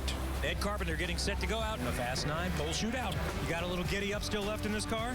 I think so. I mean, the conditions seem a little better. I think we have more speed than what we had before. We'll have to see what everyone else picks up, too. 230.4 the first time he turned into turn 1. That's the highest number we've seen. Lap 1. Keep it up. Whoa, close to the wall. Ooh, that was close. 224.420. Wow, he really dropped Well, it. we saw it. He carried heaps of speed, the highest number we had seen. But when you're going that fast, it didn't quite stick. Bring it home, Ed. Well, that sucks. P6 to P9. Oh, we got the opportunity. All right, see what we can do on race day. Yep, back to the race setup. Yep. Ed Carpenter will start 8th. He's sandwiched between two former winners for Sarah Fisher Racing. Buddy Rice will start on the inside of row number 3, a former winner, and to his outside will be Dario Franchitti. Rafael Matos gets ready to go qualifying. Our kudos to everybody on the staff, including back in the tape room, for putting those pieces together. Way to go, guys. We'll come back with qualifying at Indianapolis. Back at the Indianapolis Motor Speedway, looks like we will be racing and qualifying very soon here for the Indianapolis 500 with James Hinchcliffe, who does not have to worry about qualifying today. A good spot for you to be in, and maybe a surprising spot as a rookie here. Yeah, you know, I mean, we certainly didn't know what to expect heading into qualifying weekend. On Thursday, we didn't have the car quite as quick as we would have wanted, but on Fast Friday, we found a bunch of speed in it. So, credit to the team there. Newman Haas have always done a great job. And, yeah, I mean, 13th is not a bad place to be, and it certainly helped us sleep well last night and, not have to be stressing yesterday afternoon with all the bumping going on. And now today, the weather acting up. I mean, I'd hate to be one of those guys on the outside looking in right now, and I'm in a really fortunate position. So just big thanks to the team. Glad to have this Brock car in the field and have a bit of a relaxing day. Because on Friday, you were actually going through practice going, okay, now if I push this button, what does that do, and how do I do this during qualifying? You had a lot to learn in a short period of time, didn't you? Well, yeah, because obviously this is the first qualifying attempt on an oval I've made anywhere, and here you do a lot more. There's a lot more going on in the lap. There's a lot of adjustments that have to be made. You're always chasing the car, so we have bars to work with, we have weight jacker to work with, we have dampers to work with. So during practice, I'm trying to figure out, all right, what does 2 clicks of weight jacker feel like, and what does a rear bar little stripper feel like, and what does a damper feel like? So I was having to figure these out one at a time. So we were out there on the qualifying run, I knew what to do and how to react, and it was a busy couple laps. There's no doubt. I mean, there's a reason why all these drivers say that qualifying at Indianapolis is one of the toughest things you'll ever do. It's basically holding your breath for 10 miles. Because you are in, will you then get in the car and just try and hope you get some practice today, or what? Yeah, basically, we went out this morning for practice, and we're just working on race trim now. And if now that the bumping started, if there's ever somebody not in line, they open the track up green for anybody to practice. So we're going to sort of sit in pit lane and wait for no cars to be in line on the track to go green. But given the conditions and the way this system works, I'd be pretty surprised if there was ever a time where there wasn't somebody ready to go out for a qualifying attempt. So hurry up and wait. They're going to be ready all day. If they can get some practice in, Kevin, they're hoping to if they get a shot, Kev. And Marty, another guy who feels good about his situation is Davey Hamilton. He's in the show, the outside of 5. They took advantage of this morning, went out, did some practice time. You did 6 500s before you had your crash at Texas when everybody said your career is done, and I'm sure you thought it might be. This will be your 5th 500 since then, an entire second different career. It really is, right? With a 6-year break in between, it's been amazing. It's been a great ride, and just to have the opportunity to come and experience this, Kevin, it's been the best. And without Hewlett Packard, Kingdom Racing, none of it would ever happen, and great teams like Dreyer and Reinbold to give me the opportunity. And so far, we're taking, we're running good, we're feeling good. I went out this morning in full tanks for the first time, being we had such a short week, and man, the car was great. It felt fantastic. So I'm looking forward to race day. And the idea is this will not be the only race this season. You're planning on going back to Texas, which will mean an awful lot. Yeah, we're going to go try to finish that Texas race up. It's been 10 years, since my accident, and to be the kind of the 10-year anniversary to go back there and race. Great racetrack. I think I've ridden second there a couple times and in the past, and unfortunately had my bad accident there, but it wasn't the track's fault. It just it was meant to be, and we overcame it. Now we want to go back and finish it. And then, like I lived in Vegas for 7 years, and I want to go back and run that final race at Vegas. It'd be cool. Good luck next Sunday. All right, man. Thanks. That's Davey Hamilton with the HP team. Let's check in again with Robin Miller. Well, I've got the best assignment in the building right now because Thomas Schechter and Takuma Sato are with me, but Schechter's sponsor is well represented behind us. Can we see the girls back there, girls? Redline girls? All right, Schechter, what's Redline, brother? You got more sponsors. It's an energy drink, and I could not be happier, as you can obviously see behind me. Yes, and if anybody that doesn't need an energy drink, it's you. Now tell me you got another new sponsor. Yeah, we got, Redline, we also got Circle K, and we just got Perfect Match as well, which is... PerfectMatch.com says The Bachelor. I like that. Well, maybe it could settle me down. Now, this man, this is what I like about this team. This is one of the wildest, craziest, bravest men in the circuit, and he just said, I'm nothing like him. Now, I think that's a compliment, because we always heard in Formula One, you were one of the bravest guys. Well, I don't know about that, you can judge, but knowing Thomas for a long time, because we share the time back in the junior Formula days, Formula 3 days, we share some, crazy moment. So let me tell you this, guy, we were at Spa in a Formula 3 race. It was raining so much, like it rained a little bit earlier here.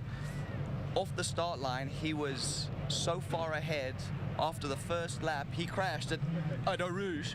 But after a standstill start, his first lap was the quickest lap of the race by about 5 seconds. This guy...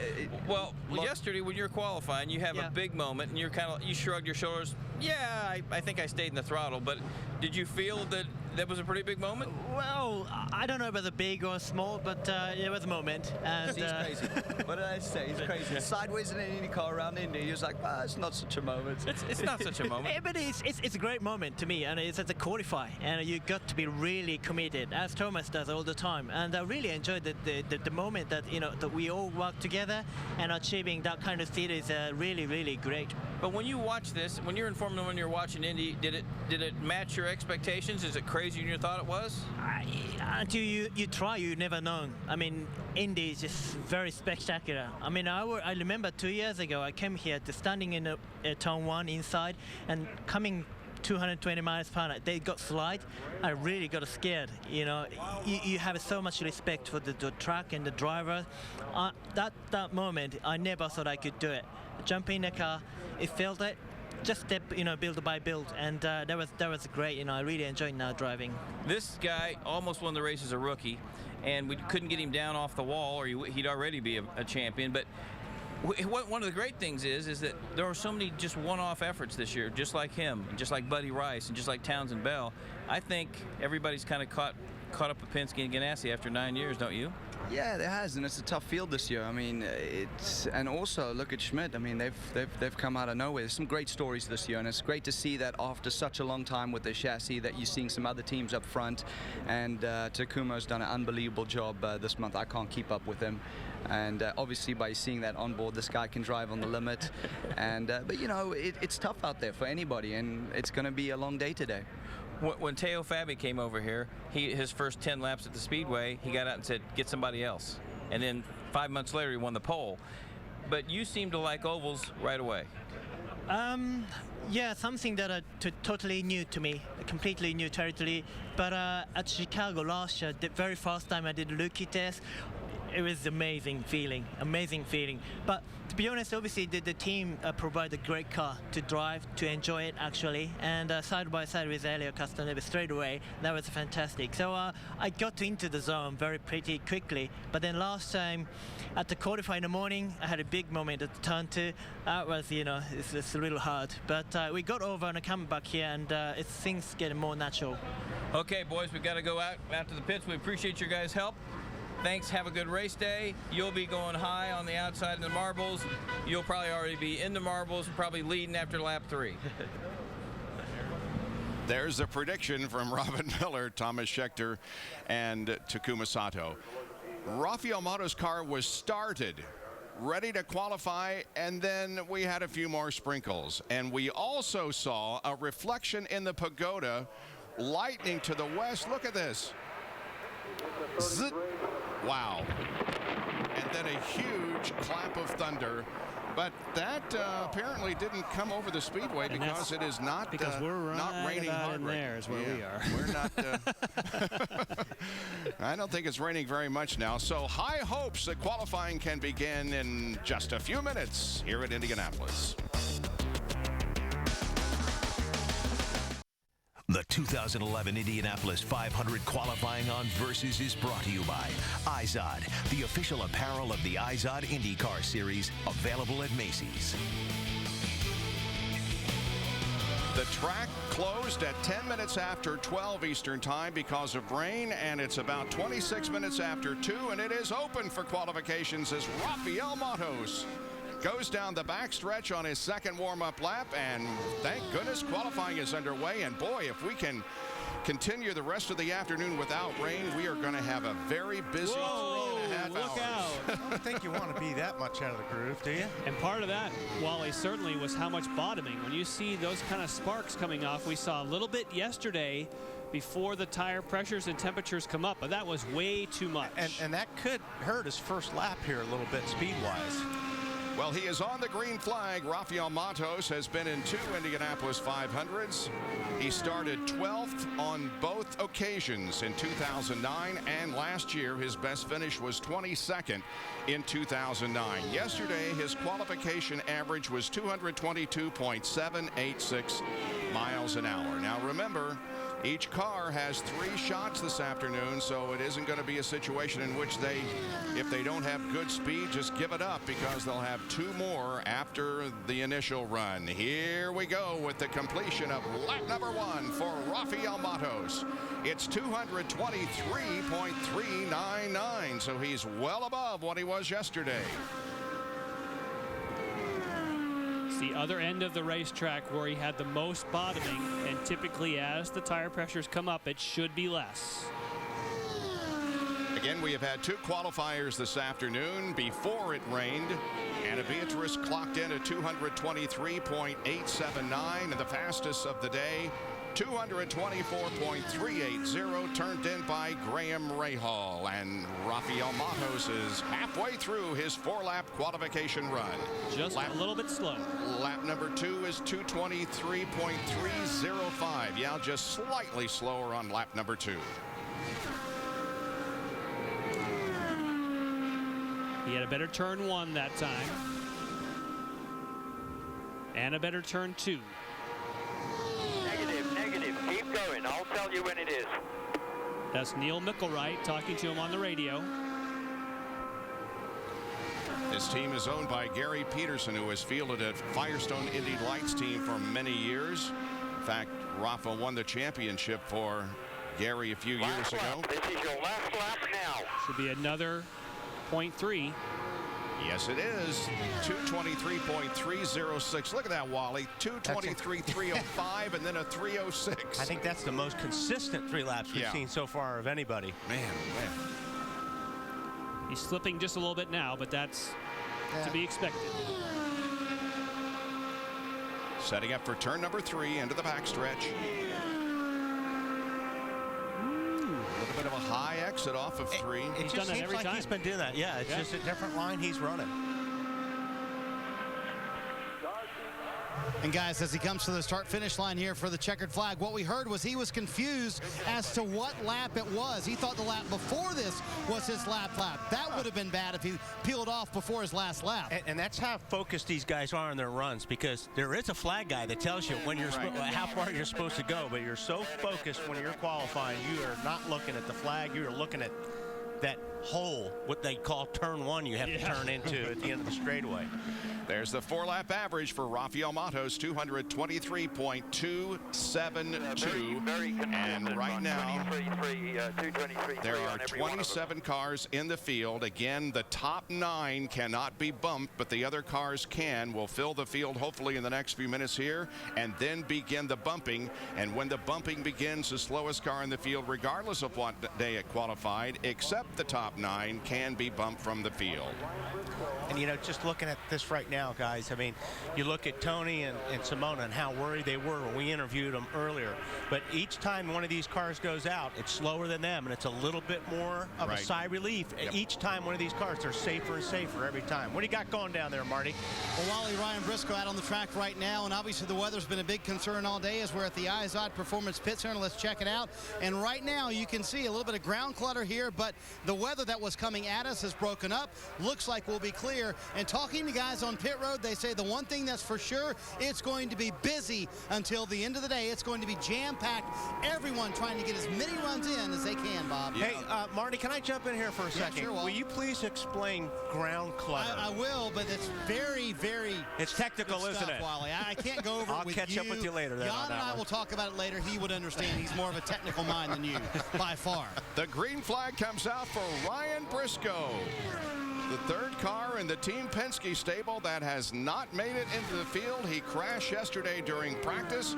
His first qualification average was 223.4, then 223.6, 224.1, but that wasn't good enough yesterday to make the top 24. And Bob, his speeds are way up from what we've seen so far. He turned into turn 1 at 229.4. He's going to have a high 224. He might get into 225s, which is good for a day like today.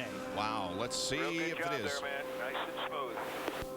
That's Roger Penske with the feedback. First lap, 224.699, very close to 225.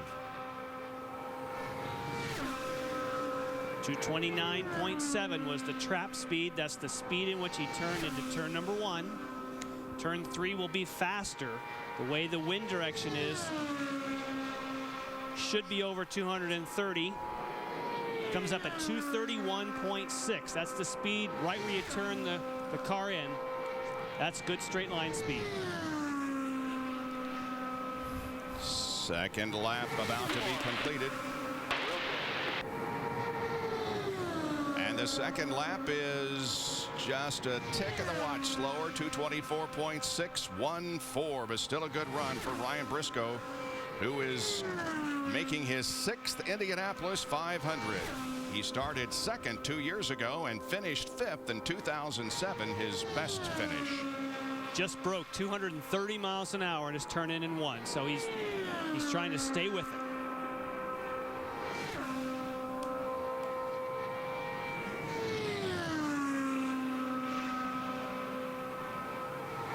Real good run. Real good run. Nice. Some more. One more. It is a real good run. Lap number 3 is 224.632. He picked it up a little bit. That's Roger Penske himself. He is on the radio to Ryan Briscoe at all races. Makes the strategy calls for Ryan.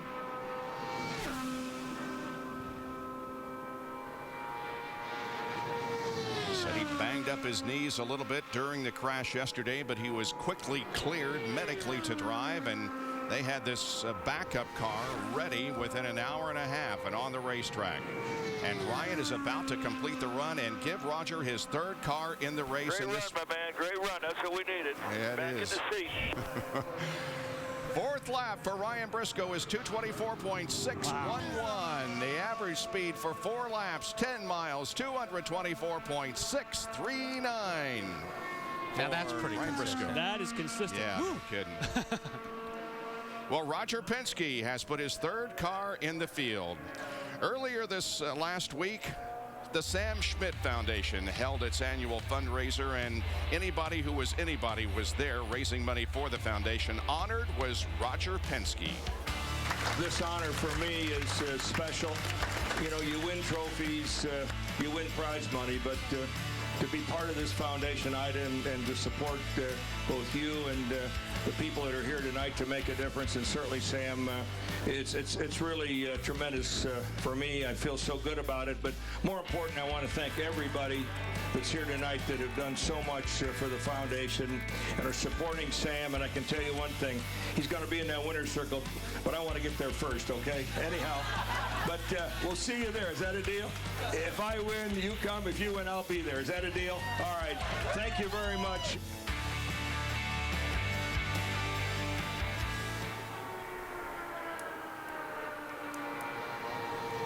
Alex Lloyd is on the racetrack here at the Indianapolis Motor Speedway.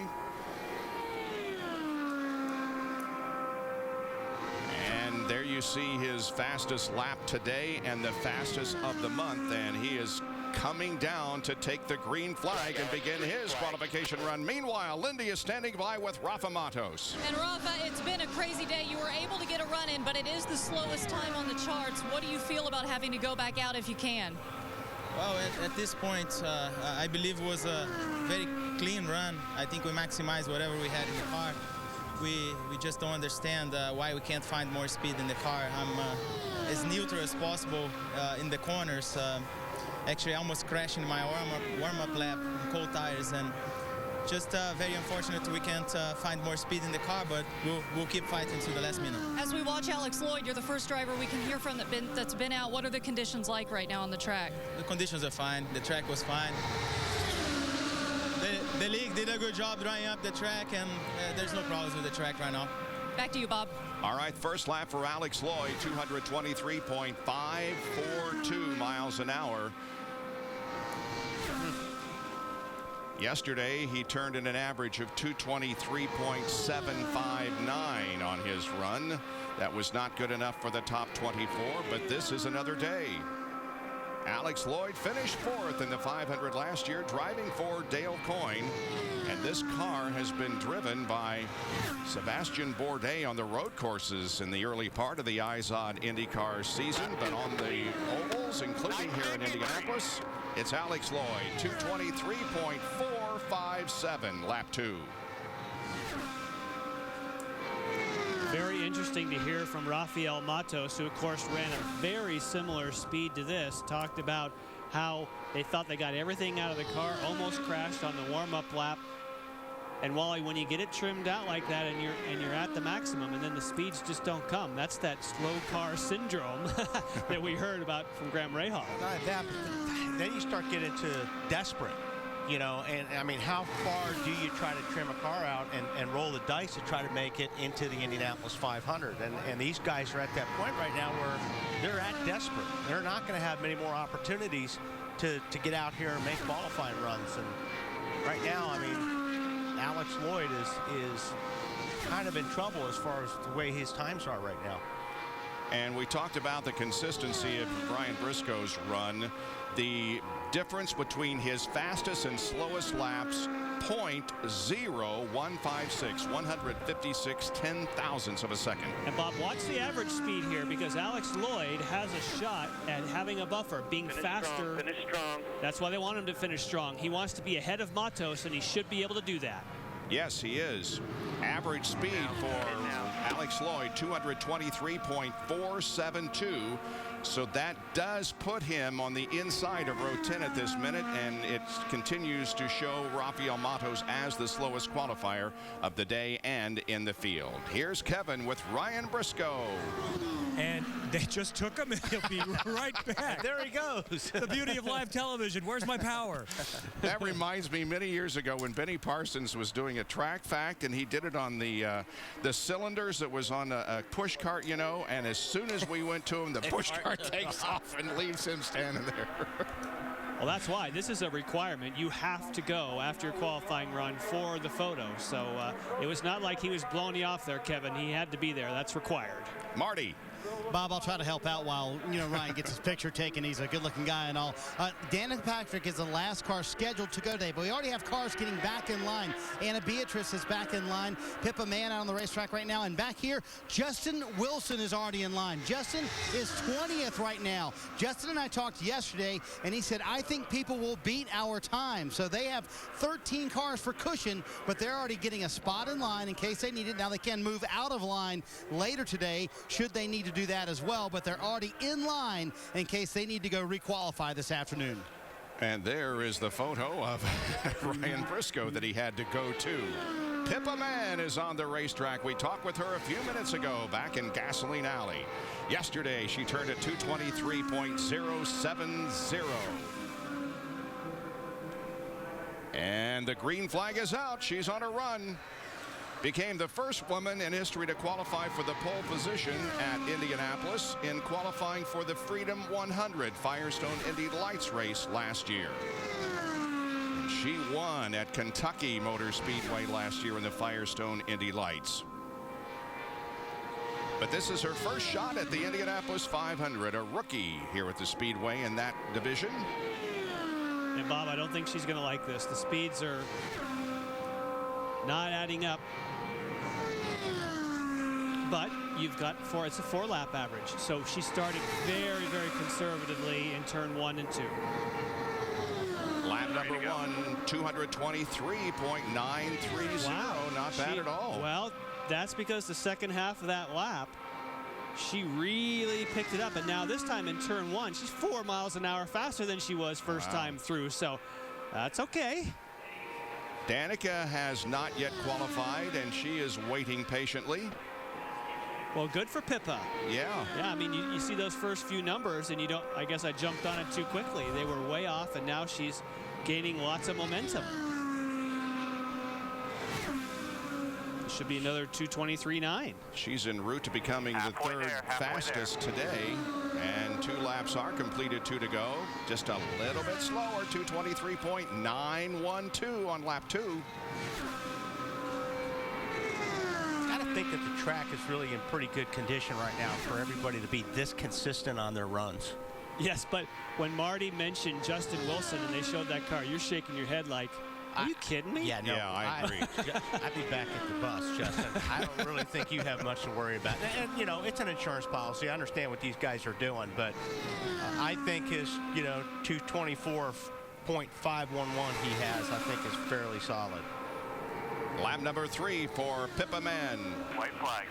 223.903, so again, extremely consistent.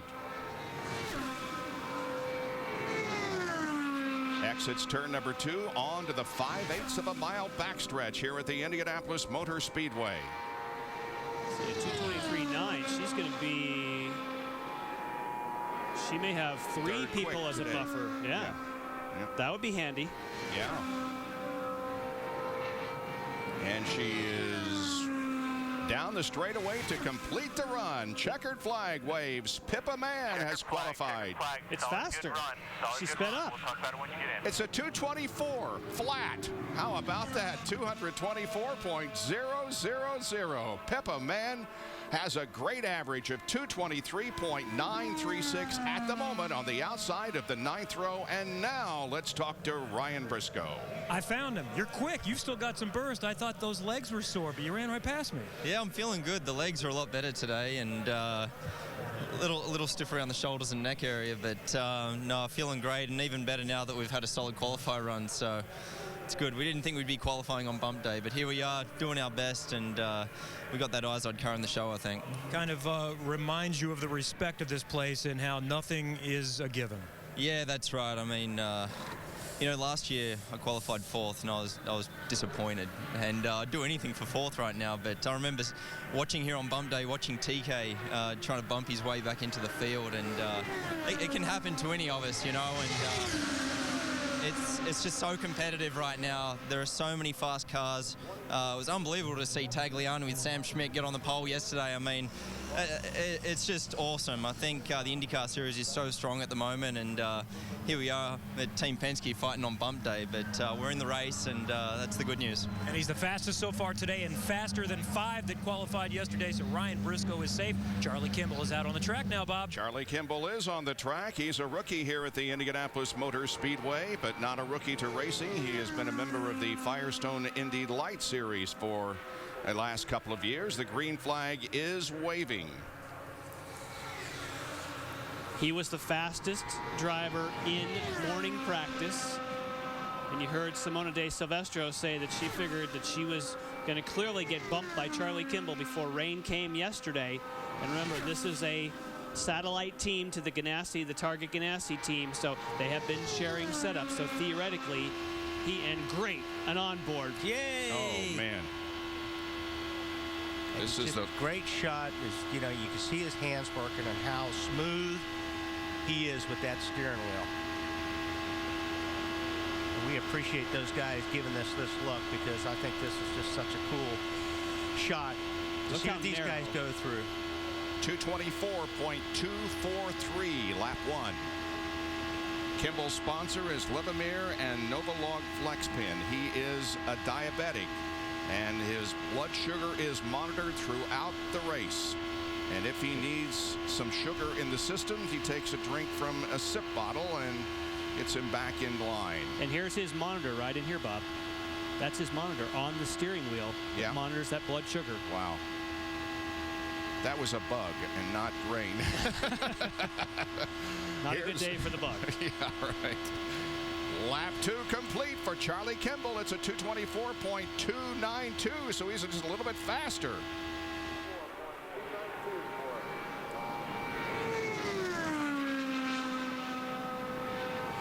Resides in Camarillo, California.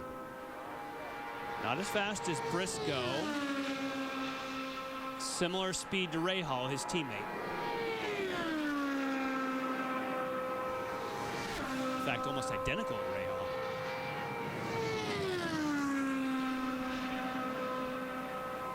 One more lap to go for Charlie. And the third lap is 224.628. Wow, he really picked it up on lap 3.